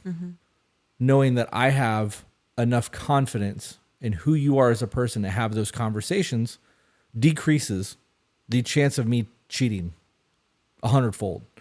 Because I know that if my needs aren't being met, I can just tell you, and it's not going to be a fight. There's an emotional security in that. And I hate to say I feel safe, because that's a fucking buzzword. Right. But it's not safe. It's not a safety thing. I don't feel safe in telling you these things. I know that if I tell you these things, the problems are going to get resolved. It's not a matter of feeling safe. Even if I thought you were going to judge me and it was going to be a fight, knowing that it will get resolved after the conflict means that I'm good, that we're going to have this conflict. Yeah. Because afterwards it's going to be resolved and we're not going to have a problem anymore. It's a very different scenario. So, but that comes down to trust and what we've established in the time that we dated before we became serious, and like the conversations that we've had and the way that we lived our lives. There is I'm going to say that between you and I in the last 2 years, we've probably read 40 to 50 self-help books. Yeah. Would you say it's a safe estimate, like a conservative estimate? Okay. Yeah. I have learned more in the last 2 years about my communication styles, my emotional traumas, my borderline, when I have chose to not have a backbone in arguments, becoming a shell of a man, et cetera, et cetera, et cetera. I've learned 2 years, all that shit. You've been through a lot. And because of that, and because you've been doing the same thing during the same amount of time, we communicate much differently than anything I've ever experienced. Even in the event that I know I'm going to say something that's going to disappoint you, I don't hesitate to say it, because even if you get mad at me in the moment, you are not going to react. You're going to say, I need a moment to process this. I have heard that a lot from you. Right. I also thank you for sharing it with me. Right. I say that every time, even if it upsets me or if it triggers me, it bothers me in any kind of way, I still thank you for telling me, because it helps me understand you better. Right. And we grow from it. So in the event that I know I'm going to trigger you, or I'm going to hurt your feelings, or whatever the case may be, I'm going to say this shit anyways. Because I would rather hurt you for 15 minutes and you process and we resolve it, than it become a major blow up that could potentially end our relationship, our marriage, and make us hate each other, or end up in the roommate phase, or resentful or bitter or negative for any reason because I chose to just not say something. That fear of being able to say something to your partner and the fear of the outcome of what's going to happen is why people lie and cheat and do what they do. because they don't have that security in their marriage. Right. Because of our communication and the way that we converse with each other, I don't have that fear. I'm not afraid to hurt your feelings. You're not afraid to hurt my feelings. We've actually had a conversation where I have told you that if you need to be an asshole to say what you need to say to me, then be like, I'm about to be an asshole right now. I don't know how to say this, and I'm going to not get defensive. Just listen to what you have to say and then repeat it to make sure that I understand, so that we can have that conversation, so that you're an asshole for 5 minutes instead of 5 fucking weeks and me trying to figure out why you hate me and what's going on and why I think you're going to abandon me and all the shit that comes along with my brain. I had to deal with 5 minutes of discomfort. That actually helps me a lot in those asshole moments where I can just say it to be an asshole. When you repeat it back to me, and if it's wrong, it makes me think of new ways to say it. Right. Because hearing your interpretation of it is going to trigger a different way of like, okay, if that's how it sounds, that's not the direction I want to go. Right. That is essential to us being able to articulate ourselves the way that we need to articulate ourselves. Yeah. I don't envy people who are afraid to talk to their partners. And I've been there, so I understand it. I am blessed. Whether you want to call it God or hard work or whatever you want to call it, I am in a very blessed scenario. It's not privilege. There's nothing here that gave me a one up. I did the work. You did the work. We are still doing the work. I have Audible right now. There's 6 books on communication that I bought in the last 2 months that I haven't even got to yet. Yeah. I put those in my earbuds when I drive or when we're at work or when I'm in the gym by myself. And I am still ingesting to learn and grow. And there's shit in those books that I think is asinine. There are things that is like, this is the dumbest shit I've ever heard. I'm not applying this to my life, but there is a gem in every one of those books. And I'm like, okay, that makes sense. Yep. And I may not even remember it. I may have it in my brain for a week and then completely forget it. But I still got it. And something will trigger that a moment. I'll be like, wait a minute, this doesn't feel right to me. Why doesn't this feel right? And it may re-jog that memory, but it still will have my subconscious going, this isn't right. What's happening right now can be dealt with. You can figure a way around this instead of blowing up and having an argument. I know that we preach a lot about learning each other's communication styles. And that's a difficult thing to do because communication can evolve as people evolve. And like, if you are not on good terms, your communication style may change. You can tell somebody that you're happy and playful with some harsh shit and it may hurt them a little bit and then you're happy again. But if somebody's super depressed and you say some hurtful shit, it can make them suicidal. You don't know how they're going to respond to that. So that is also an important thing to know. I don't remember why I brought that up. I had to cut that out. Okay. I had a point that I was going for with that and I don't remember what it was. It's 2:41. I'm getting hangry. Okay. Well, we have 15 minutes left of this before we hit the 3-hour mark. So 15 minutes. Do you have anything that you want to discuss on this or anything else that we haven't hit yet? Or do you want to just call it and get some food and then sit down and record again? No, we can bullshit for 15 minutes. Okay. Then I'm going to look at my notebook and see what else I'd like to talk about because I have notes. Okay. Okay. It says, overworked and overstressed, being needed constantly makes hearing and processing your own struggles and feelings harder. So if you are overworked, overstressed, and you feel underappreciated and you've got a lot going on, it is a lot harder for you to process your own shit because you don't have the energy for it. You don't have the emotional bandwidth. Your RAM is used up or whatever, however you want to look at that. It makes it a lot harder for you to digest, process, and move past the things that have happened in your life, which is why we always tell people that you should operate at like 80% and leave that 20% in the tank for your partner. But that 20% can also be used for you in the event that something happens that you need to work through. Yep. So that scenario applies to your intimacy.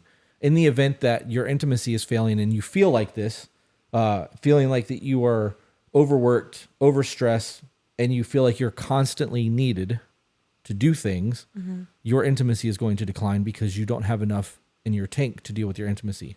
So we know that. We've talked about that at length. Now, we also know that in the event that happens and your intimacy fades and something happens to you, you don't have enough in you to emotionally process what's happening.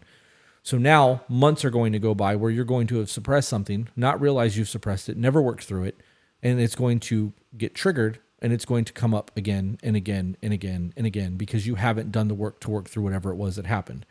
And that could include not having the energy to simply sit down and have a conversation with your partner about what it was that set you off. these simple things could be as simple as I saw a piece of fruit on the floor that wasn't picked up when you made a shake this morning. Are you really telling me that? Or? No, Okay. no. This is made up scenario. Okay. I was like, that's very specific because that just happened. Well, no, the other day when you thought there was a spider on the floor, yeah. it was a blueberry. Oh. I picked it up. This wasn't a big deal. Yeah, I was going to fuck with I it. heard you go, it was a spider. And I jumped up immediately thinking it was a spider and picked it up. It was a blueberry. Oh my gosh. Thank you for doing that. It doesn't matter. But if I saw that blueberry and thought the kids didn't pick up the fucking mess or you didn't pick up your mess, it could have been me. I don't know. There's a fucking blueberry on the floor. I know that if I dropped a blueberry, I'm picking that up. I'm going to stop what I'm doing and I'm picking that up because I don't like shit on the floor. Right.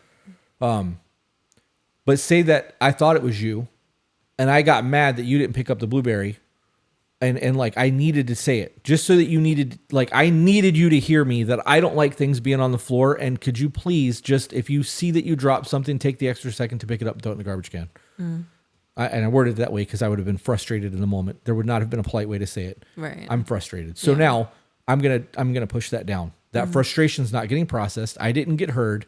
Something else is gonna happen. There's going to be a sand spur on the floor, or there's going to be an ink pen on the floor. And I'm gonna see that ink pen and be like, what the fuck? And I'm going to get worked up all over again. So now I have two scenarios that have bothered me that I have not been able to address to you, and I'm pushing it down. Now, by the time we have the moment to have the conversation, I've been overworked, overstressed, constantly being needed. I haven't had the time to express these things, and because now that I get a break, I just want to sit down. I don't want to have the conversation. I want to watch TV. I want to shut my fucking brain off and just exist in silence for the next 45 minutes before we go to bed. And I'm going to wake up tomorrow morning, not processed any of the bullshit, not had the conversation that needs to be had, and I'm going to see a piece of scrap paper from the kids on the floor. And it's going to trigger that all over again. And that cycle is going to repeat and repeat and repeat and repeat. And eventually there's going to be so much shit that you're aggravated over in your brain. And when you go to talk about it, you're not going to remember any of it because it is so small and insignificant that you're looking for the big things that are just digging into you. Yeah. And it's not the big things. It's the repetitive over and over and over again that you were unable to process because you were feeling those three emotions. Yeah. It's a lot. It is. There's a couple of points I want to make. So the first one is going to be, am I leaving things on the floor? Are you feeling bothered? Okay. No. Because that was all very, very specific. I mean, I threw my pen for comedy. But right. That was good. I will pick something up. Right. That bothers me in the business. Yeah. Because there's so many people there that I know someone else saw that on the floor. Right. I will lose my shit over that. Mm-hmm. Because when you have things on the floor, it looks dirty. It doesn't matter what it is. It could be a raisin. It could be a piece of paper. It could be a pencil eraser or shavings. Seeing that shit on the floor gets to me. Yeah. In the house, it's not a big deal because it could be me. Right. And I know that. There's currently a box and a piece of plastic from First Form energy drinks from these that I put in the refrigerator, that is on the stove. Mm-hmm. I know I did that. Yeah. And if I walked in and saw that, I'd be like, what the fuck? Couldn't throw it away? I did that. Mm-hmm. I know I did that. But I also know that we have 2 kids, a podcast room, a business, multiple employees, taxes, payroll, cars. There's so much shit going on in the house that sometimes that extra 5 seconds isn't there. Right. Because when I did that this morning, I grabbed my key off the side of the fridge because I have magnets to stick my keys so I don't lose my keys. Mm-hmm. I did that, put the plastic in the cardboard on there, grabbed the key because you were standing at the front door for us to go walk at the park to do cardio. I was like, I'll do it when we get home. It is now 7 hours later, and it's still sitting on the stove. Yeah. So I don't get mad about those things in the house. Outside of the house, those specific things bother me. Mm-hmm. There are stupid things that happen in the house that get to me, but it's like wet water on the floor. I don't care what's happening. If I spill something on the floor, I am cleaning that immediately. Because if I step in it with socks on, I'm going to lose my shit. Right. I'll lose it on me. Like that is a huge, like, I can't do that. If I walk through the house and something sticks to my foot or I feel dirt on my feet or my shoe goes, I'm going to lose my mind over that. Yeah. So in those moments, I will take that extra second to quickly clean and make everybody wait on what's going on. But for the garbage things and things that can just, that can wait. It's not that big of a deal. Another point I wanted to make in regards to having like 20% saved. Even if it's not for intimacy, it's to handle something or process something. Right. So lately with doing the podcast, going back to work, finishing my apprenticeship, schooling the kids after they get home from school to make sure they're retaining, cleaning, running errands, all that stuff. I feel like I'm overloaded on things right now. Right. But I'm still making sure I'm putting aside some energy so when we cuddle at night, you and I can have a conversation. Mm-hmm. Or when the kids break something, I don't lose my damn mind. Right. That 20% is very important. Right. And you're still doing things to make you happy. Right. You know, and you do that. Like your gym time is a you thing. That's not an us thing anymore. I mean, I do work out with you still, but most mornings you go out there on your own and train. Probably put on Backstreet Boys and do your shit out there with that giant subwoofer speaker thing and like. I have a good time. Right. And that's dope. You come in here and you're happy. You have endorphins. You feel good about yourself. You accomplish something for the day. That's part of maintaining your 20%. I'm willing to bet that if you quit training, you would feel less than 20% because you're not taking those moments to get those victories and those happy things for yourself. I take my baths. Yeah, you do take your baths. You know, those things matter. You take walks, you'll lay in the driveway every once in a while, or you sit on the back porch and watercolor paint. Like those small things that you enjoy are absolutely crucial to you maintaining that 20% reserve at all times. It's like your gas light. Yeah. You know, you work until your gas light comes on and then you stop because you know you only got so much left in the tank. You got to preserve that shit to get to the gas station. Yeah. Gas station is the next day. You know, my cleaning has changed. I used to have 5 days to clean. Now I have like 2.5 to 3 days, depending on how I manage my time. So I am doing more. My brain just At random. Like more things that's just throughout the day, like as you can take care of it kind of thing. Right. So the other morning I was like, I have to clean our bathroom, clean our bedroom, sweep and mop the bedroom, do the laundry, do the kitchen, clean the kids' room and their bedroom. Pretty much the whole house had to be done. And I was like, I have to do all of it today. And I was like, no, I actually really don't have to do it all today. Because if I run through and do the whole house today, I'm going to be frustrated with myself. I'm going to feel like I got nothing else done besides house chores. And I'm going to have to go pick up the kids from school, handle the kids. Because once the kids come home, I no longer get to do what I need to get done. Right. They get my full attention. You can take the load off of your own shoulders. Your time management is going to be where you're able to give yourself that free time. Right. That's super important. Prioritize things. Let me ask you a question. What's up? Can I ask you a question? Are you done? Yes. Okay. We both have things that we do outside of this, right? And for me, because the record time is a very small part of the podcast, for me, I'm dealing with AJ and Jennifer and editing and marketing and trying to do, I'm doing a lot that's not ever seen on camera. Which gives you time to do the stuff that you're doing, cleaning, that kind of shit, taking care of the kids, cooking us food, whatever it is that you're doing, on top of still trying to take care of the businesses, which we both do.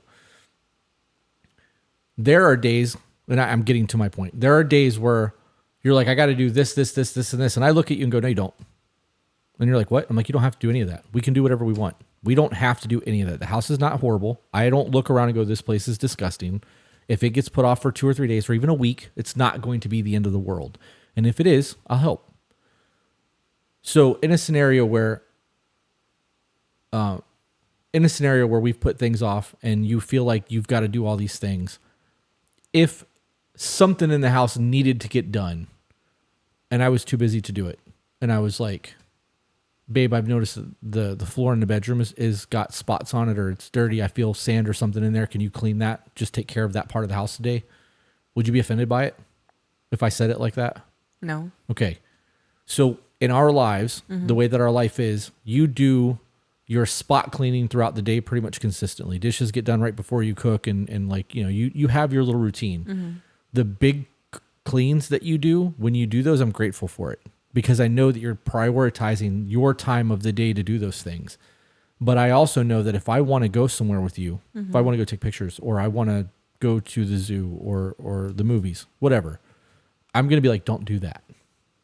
It's not the end of the world if it doesn't get done. I know that it will get done, and our house is not filthy.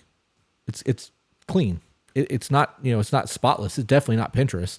It could be. If we both took one day, this whole house could be fucking spotless. Yeah. But we have 2 kids. Right. And a business and a full-time podcast and editing, and we still want to have our hobbies and date nights and you know, movies and dinner time. And so the priorities are shifting. And like the things that you find super important that you sometimes get overloaded on, I'm like, babe, let it go. It's not important to me. It might be important to you because you feel like you're not like holding up your end of our agreement, or you're not holding up your wifely duties, because I've heard you say that to me as well. Yeah. But I've never once felt like you were not doing enough in the house. So much so that I'm like, let's go do this. And you're like, but I gotta. And I'm like, you really don't. Come on, let's go. I would much rather spend the day with you doing something while we have the time to do it than worry about a clean bathroom. Right. I have been incarcerated. I have sat on dirty toilets. It's not the end of the world. The bathroom doesn't get clean. That changes my perspective on things a little bit. Thank you for saying that. Well, and I'm saying that because I wanted to make sure that in the event that I felt like something was dirty, I could tell you without you getting mad. Right. Because I'm not trying to ever make you feel like you're not doing enough. But I also know that I am the reason sometimes that things don't get clean, because my time with you matters more to me than what house looks like. We don't have guests over here. No, we don't. At all. There's like 6 people that even know where I live. Yeah. And in the event that one of them came over here unannounced, I would send them away. Yeah. Like, and hey, you're not coming back. Yeah. You didn't call me to tell me you were coming over here. You didn't even shoot me a text while you were on the street. You just knocked on my door. Yeah. You can go ahead and walk back to your car and pull out of my driveway and go home. You're not welcome here anymore. Unacceptable. Right. So everybody tells me before they're coming over. And if I have 15 minutes, I can make the house presentable enough that I need to make it for me if I'm uncomfortable. Right. There's never once been a time where I was like, the house is disgusting. I can't believe I live here. That makes me feel good. So I worry about that a lot. But now I know that if I felt like something needed to be cleaned, I could just point it out or just do it myself. Like, and I say just do it myself because there have been times where I've done something and you're like, well, what are you doing? Yeah, and I that's hear you turn also, on. There was a time I came out of the shower and I thought you turned the vacuum on, and I was getting ready to walk out of the bathroom with nothing on. Like, what the fuck you doing? But I realized it was the vinyl cutter. Yeah. So I was like, okay, we're good. Right. That's funny. I actually have ran the vacuum and shit while you were in the bedroom. Yeah. Or in the shower, because it's going to take me 2 seconds to just hit the thing that I see. I don't need to say anything. I just get it up real quick and we can go about our day. You do it while I'm in the shower, so I can't say nothing? Well, no, it's one of those things that you're doing something right now. It's no different than me making my errand runs while you're picking the kids up. If I know you are doing something and you are engaged, I have 10, 15 minutes where you are doing whatever it is that you're doing that I can do something. So whether it's I start the vinyl cutter, I vacuum the floor, I take the trash out or take it down to the curb, or I don't know, throw away pizza boxes, whatever it is. I do something every time that you take a shower so that it is 10 or 15 minutes of something you don't have to do. Yeah, I appreciate that. But I also know that if you came out of the shower, the day that I vacuumed up the dirt that was by the front door, it was from your Merrells, your shoes. Had I not vacuumed that and you walked out of the bathroom and saw it, you would have wanted to clean the whole fucking living room. And I had shit I wanted to do. So I vacuumed the shit up real quick and put your shoes away on the shelf. No harm, no foul. Nobody ever know. And we went about our day, and that was the end of it. I love that you did that. Really? Are you going to cry again? A little bit. Like, you 2 know, in 1 episode? You know me so well.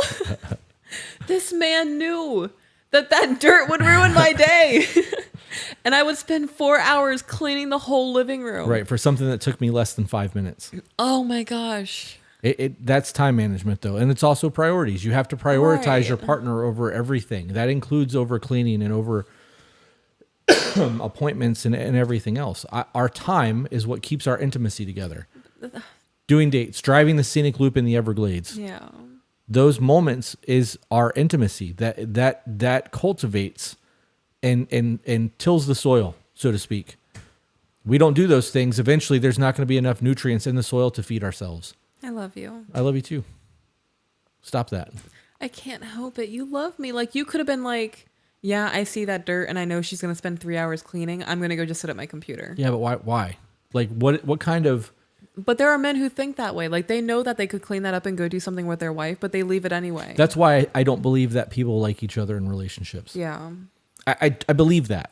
If you would rather sit on the couch and watch TV by yourself all the time than do something with your partner, there's a reason for that. Yeah. Something has happened in your relationship that makes you not enjoy spending time with them. I don't have that. If we're watching TV together, I won't even turn the TV on. If I sit in the living room by myself and you're doing something, I don't turn the TV on until you sit down. I don't want to get engaged in a movie or caught up in something that's got my attention when you may need my attention. Why would I do that? So that you can be like, hey, I need you to do something. Be like, yeah, in a minute. Right. And then we can fight because I'm watching TV and I forgot to get it done. TV doesn't matter to me. You matter to me. I don't give a fuck about what's on the television. I do that too. There's no reason for that. I really don't turn the TV on unless we're sitting there together. I'm watching a movie with the kids or something. Right. And I can always turn my phone off and turn my phone back on if I need to watch TikTok or play my game or whatever. That's usually what we do when we're sitting on the couch by ourselves. Right. Dicking around on our phone until something needs our attention. Yep. Because we know we can't get engaged in something just in case something does pop up the businesses. Right.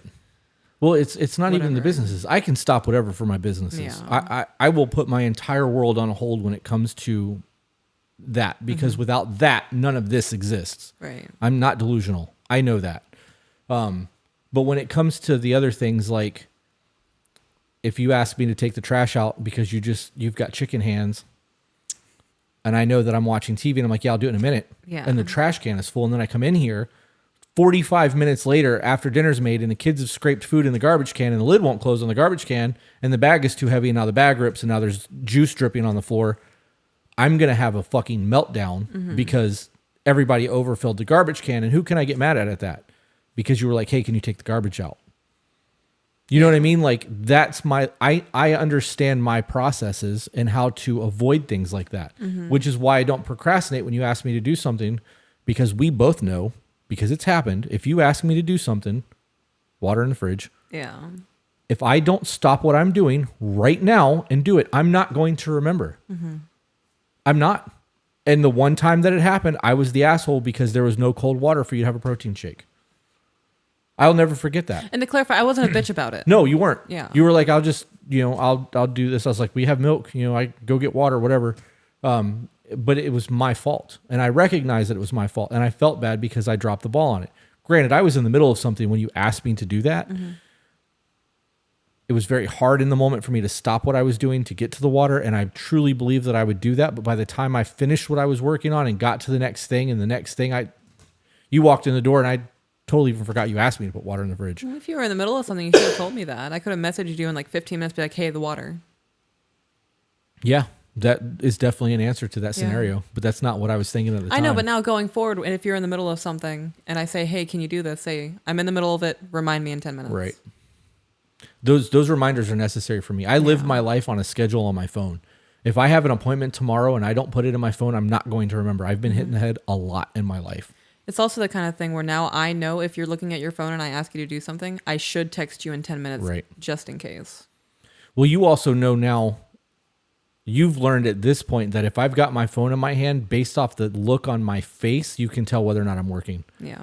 And I can always tell because when I am working, you will start to interrupt me and then you'll stop and be like, I'll wait till you're done. And if I'm doing TikTok or I'm doing something stupid, you'll just interrupt me because it's not relevant. Yeah. But you can tell by my demeanor if I'm working. I'm a very different person when it's time to grind than I am when I'm just living my life because I am very focused on what I'm accomplishing. Yeah.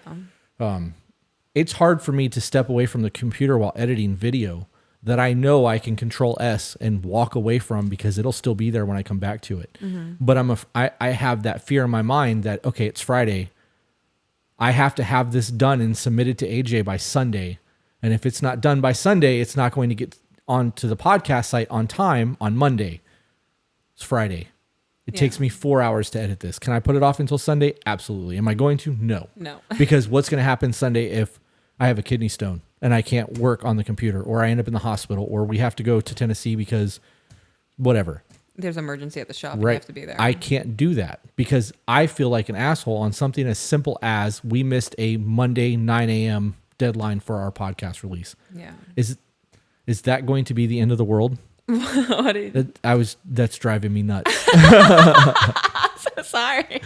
I need something to play I don't with. know if you see me like this is perfectly straight all the way down. And I just have this big fat loop. I'm constantly like, I'll see it out of the corner of my eye and it'll be pushed like this. And I'll sit here and I'll straighten it all the way down so that it's perfectly in the middle. What does that say about us as people? And I look over and you're like, brah, brah, brah, brah. I'm like, what are you doing? Stop it. Straighten it out. Oh my God.